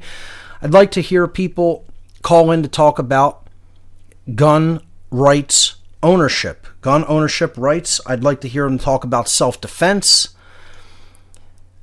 Explore more this psychological fear of self-defense and physical rebellion against tyranny. You know, our ancestors didn't have a problem with it. At least not here in America, they didn't. You know, they did the right thing when the time came. It might have taken them a while to get their act together and get it in gear, but, you know, they beat back the tyrants once, and I think it needs to be done again. It's going to need to be done again at some point. Unless we can really do the great work of putting the mindset of true freedom into people, helping them to understand what rights are, helping them to understand natural law. But you look around at the colossal ignorance around us, it seems highly unlikely. The numbers that we have on that front are paltry compared to where they need to be to really affect a change in consciousness worldwide. I'm not saying that means we need to physically, you know, do this now, but I'm saying the time is going to be upon us at some point. And people need to be prepared for it. And they need to make sure they do not give up their right to self-defense ever for any reason, no matter what happens. And now is the time that is rife to watch for false flag events and human sacrifice ritualistic events that are designed specifically to inject fear into the human mind on a mass level so that people will willingly lay down their rights. If you see anything like that occur, know that it is a staged event. I mean, as soon as it occurs, you can guarantee that's a staged event. Like all these false flags always are. So let's continue with the phones, and let's hear from Tom in California. Tom, you're live on What on Earth is Happening. Welcome to the show. On? Yes. Yeah, great show tonight. Thank you. Are you still there? Yes, I said thank you. Oh, okay. My question is the tyranny. You know, I got a letter. I haven't paid my taxes, and I'm a small kind of guy, do the swap meets, sell surfboards and that kind of thing. Right. I'm just wondering if they're going to be breaking down my door and dragging me away with their guns, because it's been about 10 years since I filed. And I don't make a whole lot of money, you know, and I listened to a podcast that you had last week, and you had a caller that called in, and you mentioned that, like me, you just pay cash and take cash when you, do your work, et cetera, et cetera. Have you had any type of problems with... I won't file any paperwork. I won't put my name on any paperwork that says that there's going to be a middleman, you know, so that's just how I do things when I conduct business with people. You know, it's a verbal contract between two sovereigns, and that's it. You know, right. I don't give you permission to tell anybody what you paid me. So right. I understand that, but I mean, if it's been a while, like me, and you haven't filed anything, and finally they're catching up with me, I mean, have you had that same problem, or no? I have not, and don't really anticipate that, but they must have tracked some kind of paperwork down that you filed at some point or signed with somebody else at some point. It's some, in the 90s, I filed, and then I just kind of dropped off the planet. Right. So I'm just wondering what to expect, and that is a form of they've come at people with violence for that in the past. So I'm not not going to, just, make you feel good and tell you that that's not outside the realm of possibility, because it most certainly is. And therein lies the problem. The fact that someone would come at somebody with violence for you not paying them an amount that they say you must pay them. That's just extortion. It's theft. It's not voluntary. It's based on coercion and violence. And anybody would say that that's acceptable and just watch it happen is unacceptable, and I'm a small kind of, time guy just doing swap meets, selling surfboards, used bikes. I live by the beach, and I live, try to fly under the radar, and they just finally caught up with me. So I'll just kind of see what happens. But I appreciate you and all the work that you do, and you've got a great show, and I love the Thomas Paine, and do read his whole thing, after your Absolutely. Mind conference. Absolutely. I definitely intend to. He was a brilliant thinker, and more people need to read his writings for certain. So, Tom, I want to thank you for that call. Great points that you raised. And, it's a shame that this is the society that we live in, and we consider it civilized, where people come at people for violence for not paying extortion fees called taxation. Just outright theft, taking choice out of the equation, taking freedom out of the equation, and saying, whatever number we arbitrarily set, you'll pay it, because it's serfdom. Let's call it what it really is. That's serfdom and slavery, period. And if people don't see it as such, they don't see what the truth of the matter is. Let's move on to another caller, and let's hear from Elizabeth in Connecticut. Elizabeth, you're live on What on Earth is Happening. Welcome to the show. Hi, thank you.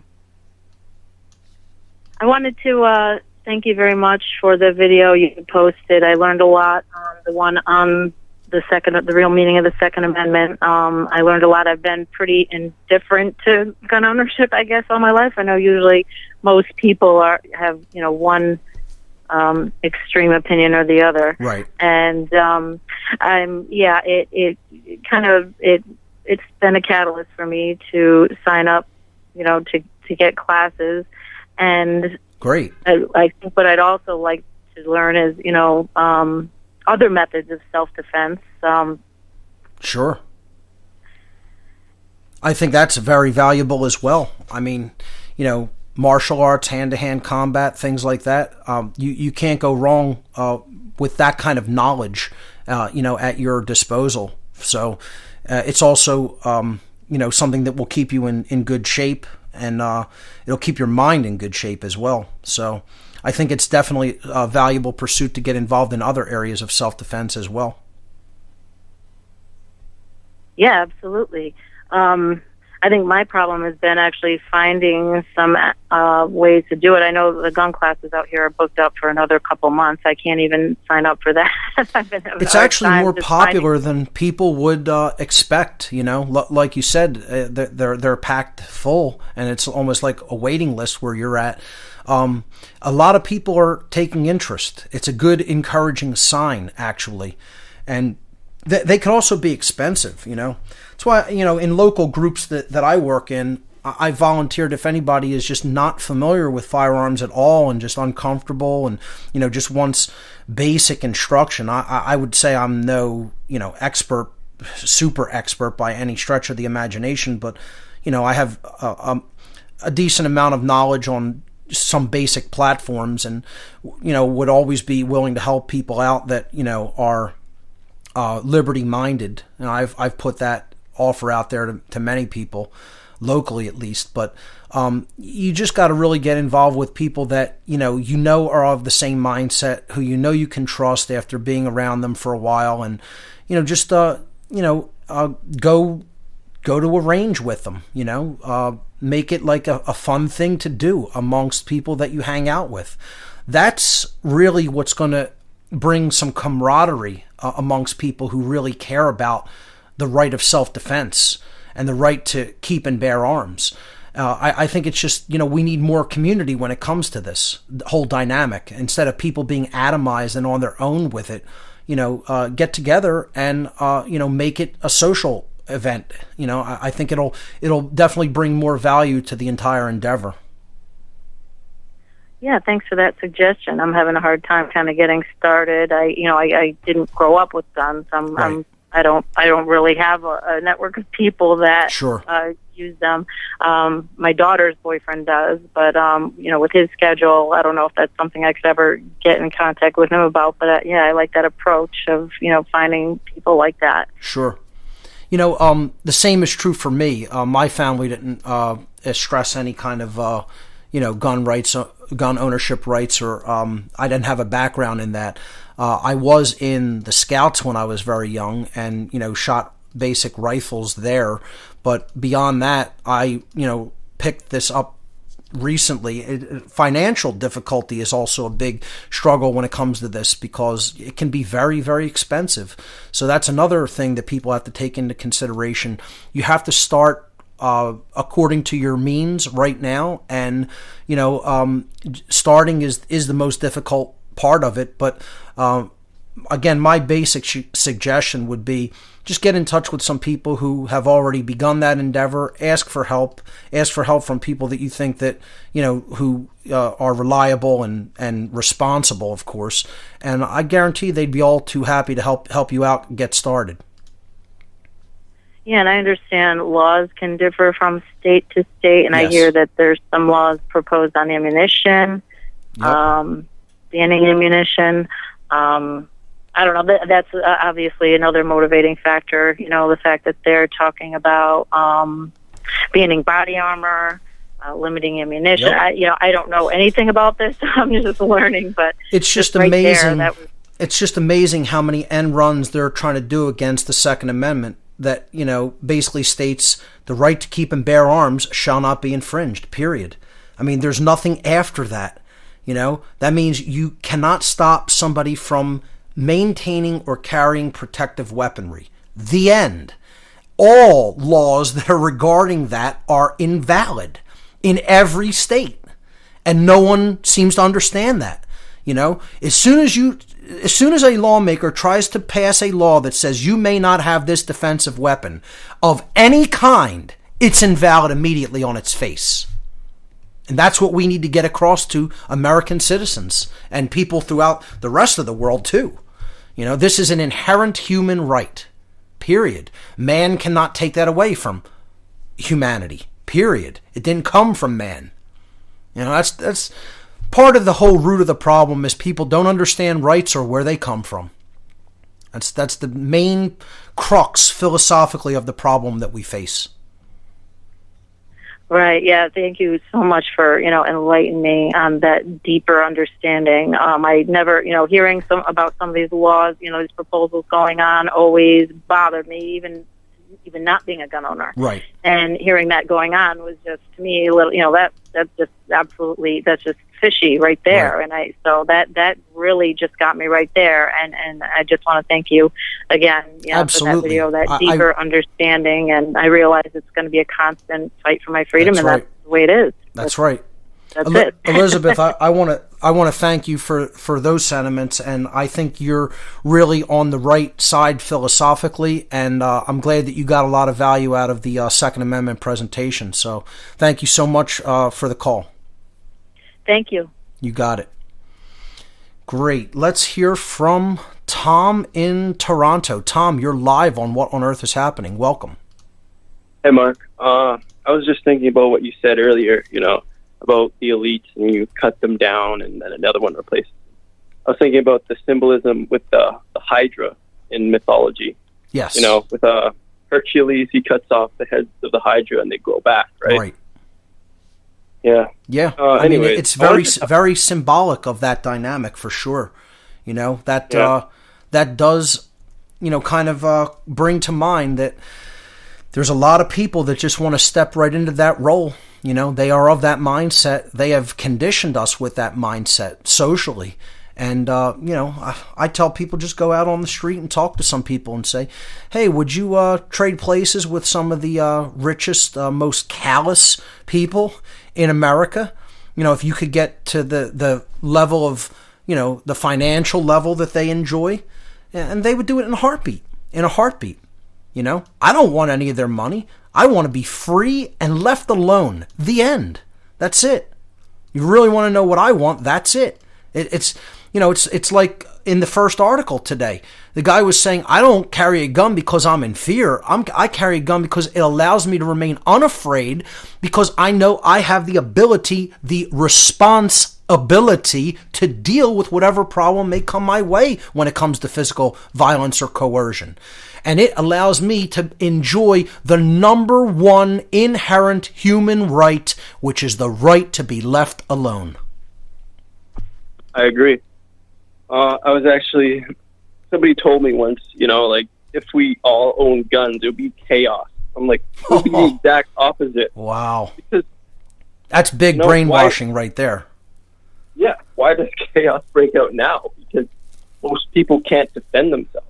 Boy, when I'm around all my friends who are gun owners, it must be a real chaotic event, let me tell you. We're all sitting there armed, and whew, the chaos that breaks out. Man, you wouldn't even be able to imagine it, the level of chaos. I mean, this is how brainwashed people are. It's so ridiculous, Well, yeah. Plus, like, who else but the government can commit such large-scale violence using wars, because they have the funding from taxation, Exactly. The average person who owns a firearm, all he wants to do is protect his own stuff, his own body, his own property. That's right. Tom, we're coming up to the break. Hold on through the other side. I'll let you continue on the other side of the break. Ladies and gentlemen, stay with us. You're listening to What on Earth is Happening. We'll be right back.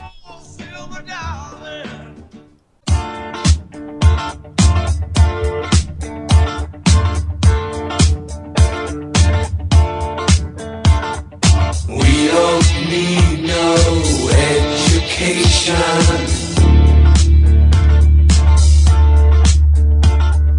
We don't need no thought control.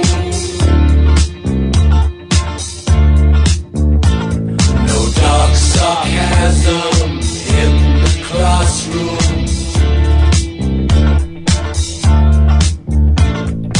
Teacher, leave them kids alone.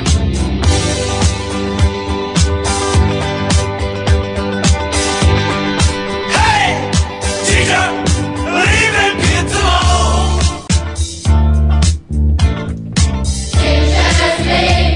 Welcome back, everyone. Sorry for that delay there. You're listening to What on Earth is Happening. I'm your host, Mark Passio. My website, whatonearthishappening.com. We were talking in the last segment with Tom from Toronto. Tom, are you still with us? Yes. Okay, I'll let you continue with your thoughts there, and then I can move on to another caller. Okay, yeah. So like I was saying, taxation is the only way that large-scale violence can be conducted, because wars are so expensive.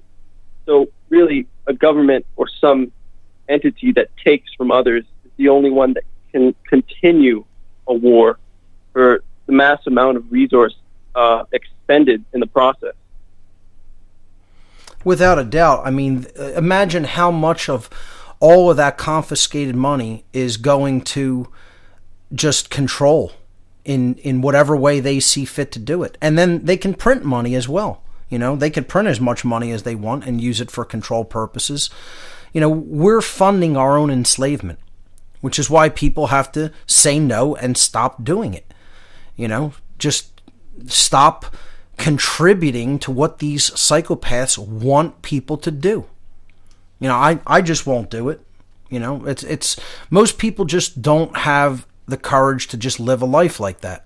They just won't do it. Like, I'm not going to take part in that system where I'm contributing to that. I don't care what happens to me. That's the bottom line. The bottom line, it all comes down to, do you care more about comfort or do you care more about freedom and what's right? The end. That's it. And people can say whatever they want, that, if I go into a store, I buy something, there's sales tax associated with it, I'm still paying it. I'm minimizing it to the extent that it is within my power to minimize it. Nobody needs to tell me I need to go and live without technology, live out in the woods someplace. No, you go live out in the woods someplace. Somebody that says that to somebody. I'm minimizing the negative damage that I do to other people by my refusal to pay the bulk of whatever I make through my contribution of work, and that's what I can do. This whole argument, well, do nothing. Well, what? Sit there in a corner and rot and die, and not eat, not do anything, because somehow you're going to be contributing into the system. Yeah, I have to live among it to try to change it. That doesn't mean I need to be involved in it. I'm not involved in doing it, but I try to minimize my impact as much as possible. So I totally hear what you're saying. More people have to recognize that these resources that are being confiscated under duress are being put right back into the work of enslaving the very people who are paying that money, without a doubt. Yeah, on that point as well, I agree. Not only does it really the ownership of crazy amounts of land contribute to large-scale crime, but also small-scale crime. Because how many people, were just committing a mugging or just starving to death? They don't really have an option I could go out into the field, get some land, and start growing my own food. No, all this land belongs to us. Right. Sure. The claim of the ownership on land that isn't even being used for anything. I know. It's kind of contradictory to the whole concept of ownership. It's like people aren't using it, and yet they're keeping it from other people. It's not really legitimate ownership. Yeah. Well, Tom, I want to thank you for the call and for the points that you brought up. Thanks so much. And let's move on and let's hear from Jonathan in Kentucky. Jonathan, you're live on What on Earth is Happening. Welcome. If you don't mind, I'd like to give some words of encouragement instead of just speaking on knowledge. Sure. I kind of want to help with the action. Without a doubt. Yes. And if you guys are, anybody who's listening to this radio station, you need to buy a firearm.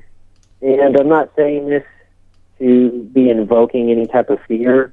Sure. But you need a very effective weapon. I've done 9 years in the infantry, so I've went firsthand with people who are insurgents, which were the U.S. military inserting themselves, and I've dealt with guerrillas who are locals. And you need to at least first get a network going with your community. You need to weed out who is, a part of the system and who is like-minded, and you need to invest into a firearm. I would recommend, if you are cost efficient, to get a SKS. You and a friend throw down $100 together, and you can split 1,000 rounds of 7.62 by 39. Stock up on some 20-round Tapco magazines that are about $4 a piece. Combat load is 6+1. An excellent choice. Yes. Jonathan, stay with us. Stay with us through the break, and I'll let you continue your thoughts on the other side. Ladies and gentlemen, you're listening to What on Earth is Happening. We'll be right back.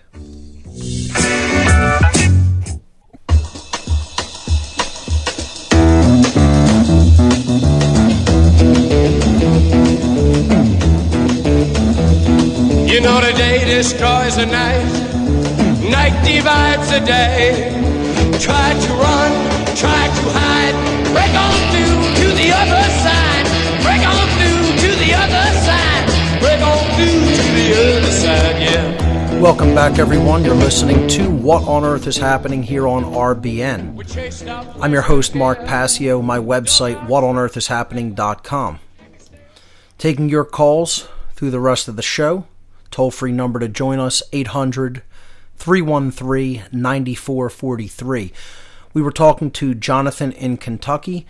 Jonathan, I think you were recommending to people a choice that you thought was a good one for a semi-automatic, the Russian SKS, which is chambered in the 7.62 by 39 variant, and is pretty inexpensive and would probably be a good choice for a person getting a first semi-automatic rifle.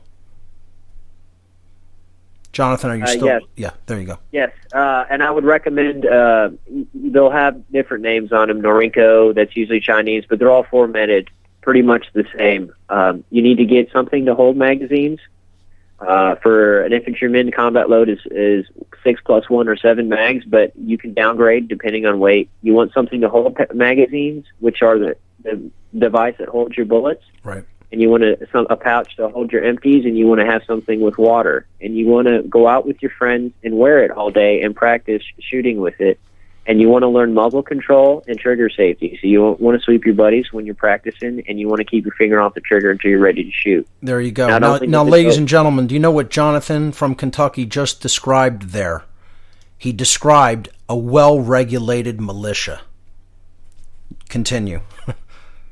And not only do you want to train to shoot, but you want to train just having the weapon with you. So find somebody that lives in a rural area and just walk with it. Walk with your friends, practice walking in what they could say in military terms, patrolling, but just get a feel what it's like. You'll get exercise, you'll connect with the earth, and you'll get to learn the environment of where you live. And you want to start practicing with your friends. You need to find somebody that lives in a rural area. Yep. And yes, and can be very difficult when you're in the deep urban jungle, as I am. But something that I would encourage, if you can do it, absolutely take advantage of that, without a doubt. That's good advice. Yes, sir. I'd just like to add one more thing, Mark, if Sure. it's okay. Now, I know synchronicity has a lot to do with the things you hear, the things you see. I just wanted to make one comment. In natural law, I would perceive to work that if you don't do any action, you were forced to make a reaction. And I just wanted to say that. And when I got out of the military, my last day in the military, I just want to tell you, this is kind of odd, but I was going to my armory that day, and on the road was a dead dog. And I went on the neighbor's house and asked them if that was their dog, and they said, yes, it died. And I drug it off the road into the grass. And when I left and got in my car, it just hit me how symbolic that statement was.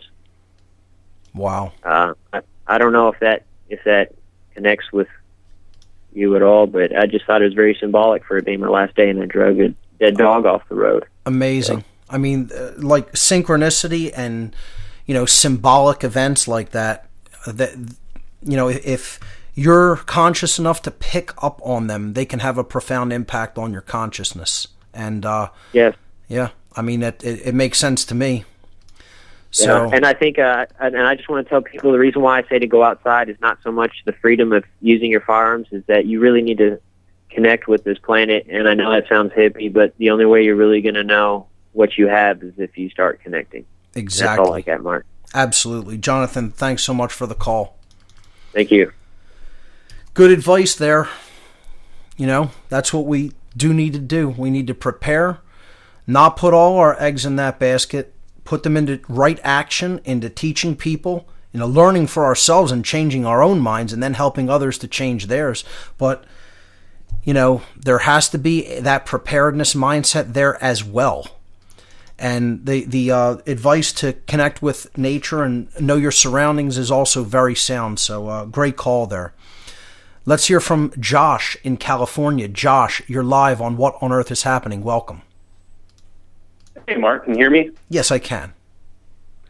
Well, I'll make this short. First, I just want to say a huge thank you to you. I've listened to every episode of the podcast. I just finished 189 yesterday, so awesome. I'm listening live as a treat to myself for a couple years of hard work, and it's just been amazing, man. Just everything you've said from episode 1 till now has really resonated with what I already knew, but hearing you say it helps me come into a deeper understanding, and now I'm trying to communicate it to other people. So thanks a lot, man, for slugging through with, teaching people the difference between right and wrong. You're very Maybe welcome. Someday Thank you for the compliment.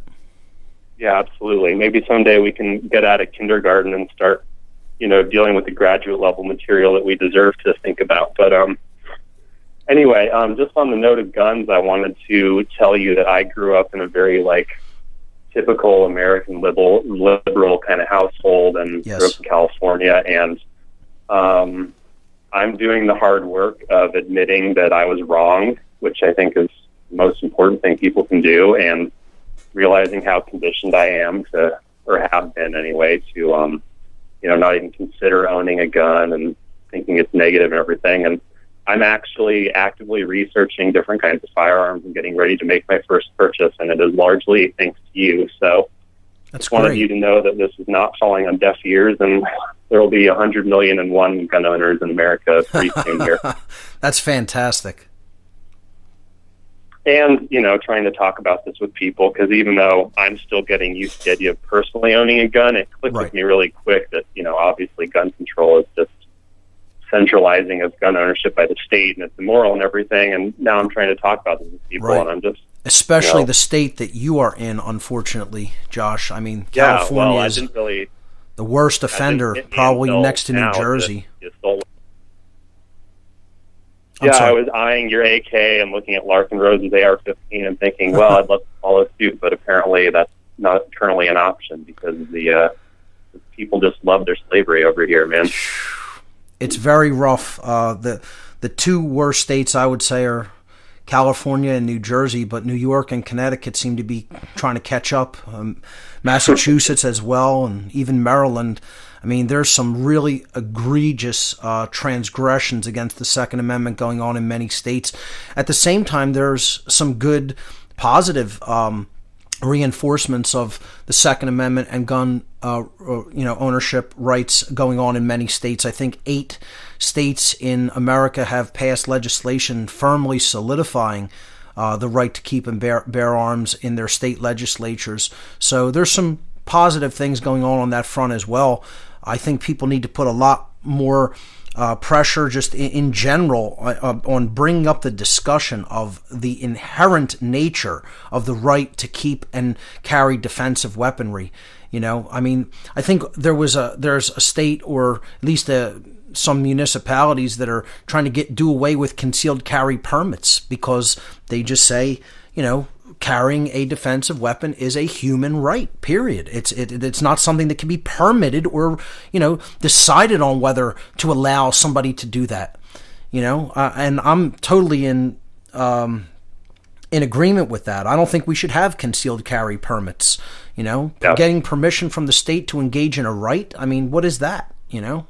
That's just a human right. Pretty soon it'll be walking permits and breathing permits. Yep, exactly. Yeah, I actually looked it up, and I guess the county I live in is like a May issue for concealed carry permits. Yep. And I looked it up, and they're in a county of hundreds of thousands of people. There are, I think, 80 or 90 concealed carry permits issued. It's just sad. Yeah, that's how it is in the state of New Jersey. They have the May issue concept instituted in that Nazi-controlled state as well, and it's an extreme rarity where they will issue a concealed carry permit. If you don't give them adequate reasons according to their definition of what constitutes the right to concealed carry, then they deny it. Yeah, I kind of want to march into the police station here, and just if they ask for a reason, just point at them and say, you're the reason I need a carry permit. That's one of the best reasons at this point where we're at, because they're trying to just set precedents, just like the SA and SS did in Nazi Germany, that, if you disobey your commanders on the street, you'll be summarily executed. That's really where the whole thing is going ideologically. That's what they want to psychologically set in the mindset of the people, and it's just disgusting what's going on. We're losing 1,000 citizens a year to summary execution without trial by police in America. I mean, the rest of the world has to be completely laughing at us that we're taking this garbage. But Josh, great points that you brought up, and I think it's really, really great that you turned your mindset around regarding that, and it really shows your Constitution to be able to do that and admit that you were wrong about certain points of view, and then actually take action to remedy that. So congratulations on that. Thanks, Mark. Keep doing great work. Thanks so much. You too. All right, let's hear from Ivan in Phoenix. Ivan, you're live on What on Earth is Happening. Welcome to the show, my friend. Hey, Mark. Been a while. It's great to talk with you. How have you been? All right. Okay. A little bit busy here and there. I'm actually calling from work tonight since I changed my days off for this week so that I can make it out to the conference. Awesome. Wednesday, Thursday, and Friday. Oh, looking forward to seeing you. Yep. Hey, just real quick before I get off the phone here, I recorded a couple of new podcast episodes, and my theme was Truth, Mind, Reality. A little 2-episode, little presentation. If people are interested in maybe catching that, they can hear it on freeyourmindaz.com, and it's also on iTunes. But I kind of touch on what we call militia. The last time I spoke to you, I mentioned something about helpers, and that kind of the lines of people like us that know what's going on and what needs to be done and sharing it with others. So that's the concept I threw out there in that podcast. And then also with your topic tonight, I'm noticing within the last 6 months, a lot of the TV shows and films that I'm watching, I'm really picking up a lot of sacred masculine and sacred feminine topics in the movies, where they show a lot of the women defending themselves. Exactly. And, it's actually taking action. And even this last Insurgent film, that had a good theme at the end. That the divergence, they were considered the people that are odd and different. But as it turns out, there's a little spoiler alert.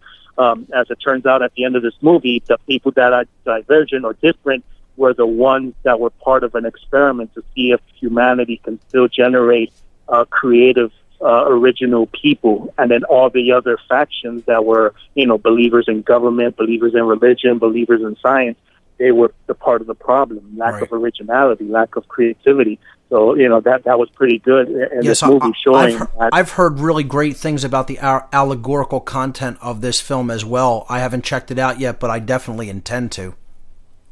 Right, and then going back to some of the classics that you've talked about, I recently rewatched the Matrix trilogy, and everyone knows about the original one, all the allegories in there, but I was very pleasantly surprised with the third Matrix trilogy, Matrix film Revolutions, and that hinted strongly to militia also, because when the Sentinels attack Zion, not only are the soldiers or the warriors or the fighters fighting, you see the women. The women are creating explosives, the missiles, they're helping attack. So it's, again, showing that it's everybody's, responsibility to defend. This theme was also brought up in the last Hobbit film, the Battle of the Five Armies, where the women became involved in the effort to fight against the insurgency of the orcs, and they took up arms as well toward the end of that film. So that was another. Jupiter Ascending also had the theme of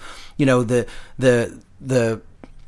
sacred feminine aspect of having to care for a wider aspect, not just yourself and your family dynamic, but care for all, which I thought was a good theme within it. I didn't like the implementation of the actual film so much, dramatically, but the underlying theme was excellent. That she had to make, the main heroine of the film had to make a decision between whether she was going to protect her own and her family's interests, or whether she was going to extend her care to a wider extent to encompass all of humanity, which I thought was a good theme. Right. And then also, like on social media, with a lot of the Facebook videos that we're seeing with the police brutality and stuff. Yes.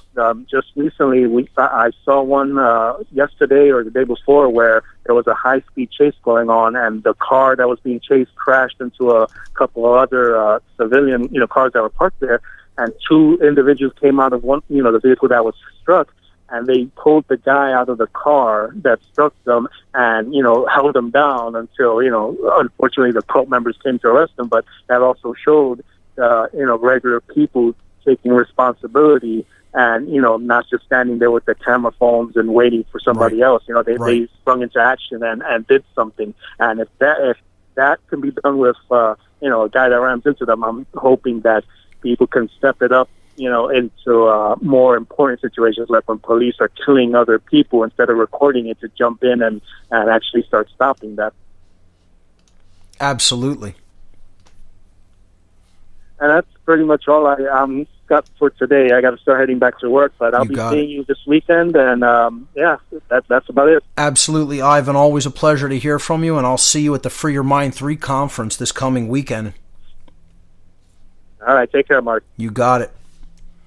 All right. Let's hear from Paul in Montgomery. Paul, you're live on What on Earth is Happening. Welcome. Thank you, sir. How's it going? Doing well. Yourself? Very well, sir. I was prompted to call by that sweet young lady that was talking about considering owning a firearm. Yes. And it just struck me, because of her honesty. And I am 61 years old. I've lived most of my life with a policy of not owning a firearm until a couple of years ago when I realized for obvious reasons I needed to change that policy, and I did. So I began to do the research, and so I just want to pass on a couple introductory items that may help her. Sure. Paul, hold on to that through the break. I'll let you continue that right on the other side of this break. Ladies and gentlemen, stay with us. You're listening to What on Earth is Happening. We'll be right back. Penetrate the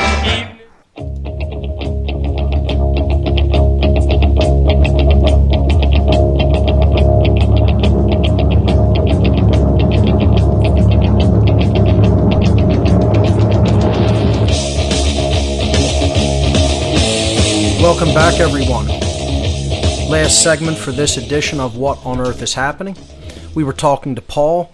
Paul, you were just about to give some advice for a potential new firearms owner. I'll let you continue with your thoughts. Yeah, I'll try to be brief. I would say just what I would recommend what I did, and that is to go slow, to do her research, and to meet people, try to find venues that she can meet people that are gun owners. I want to say right up front, the statistics show that gun owners are some of the most responsible people in America. They're very even-headed folk, and they are not looking for trouble. In fact, it's quite the contrary. They are looking to avoid trouble. That's right. And they are prepared for at the last element that's there. They are prepared to defend themselves. Correct. With that being said, I mean, they're very balanced folk. With that being said, there's plenty of things I could recommend, but I recommend 2 sites, YouTube sites. That's Hickok 45. That's HICKOK 45. This is a marksman. He's an older gentleman who reviews all sorts of guns. He's I'm very familiar with that channel, and it's an excellent one. And the next one is another one that you would be aware of, and that's Nuttin' Fancy. That's NUTNFANCY. Nuttin' Fancy is a retired colonel, a young man who reviews guns. Now, there's a particular talk that he gives. Actually, he gives several talks on top of his many reviews of guns. But there's a particular talk I would recommend for everyone who's already a gun owner and has plenty of experience. Go listen to it. And it's called The Concealed Carry Protocol. The Concealed Carry Protocol, where he discusses all the ways of avoiding issues. Just because there's an issue there don't mean you're supposed to get involved simply because you're Mr. Big Guy with a gun. You're supposed to look for every opportunity not to get involved, but you still observe. I guess the overall commentary on that is when you do your training and you become good with your pistol, you become there's a term called situational awareness.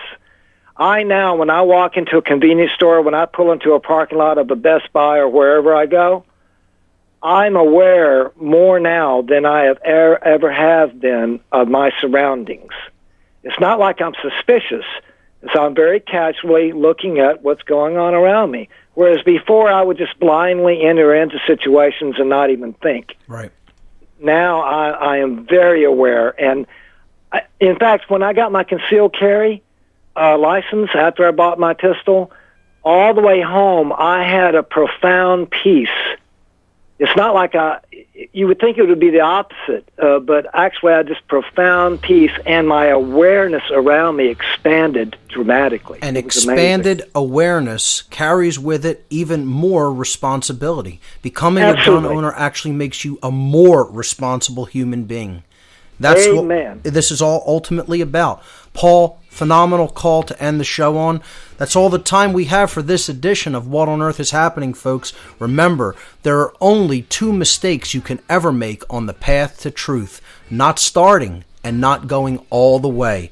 Thanks so much. I really hope to see a lot of you at the Free Your Mind 3 conference this coming weekend in Langhorne, Pennsylvania, April 10th, 11th, and 12th. I'll see you right here in 2 weeks. Thanks for listening, everyone. Good night.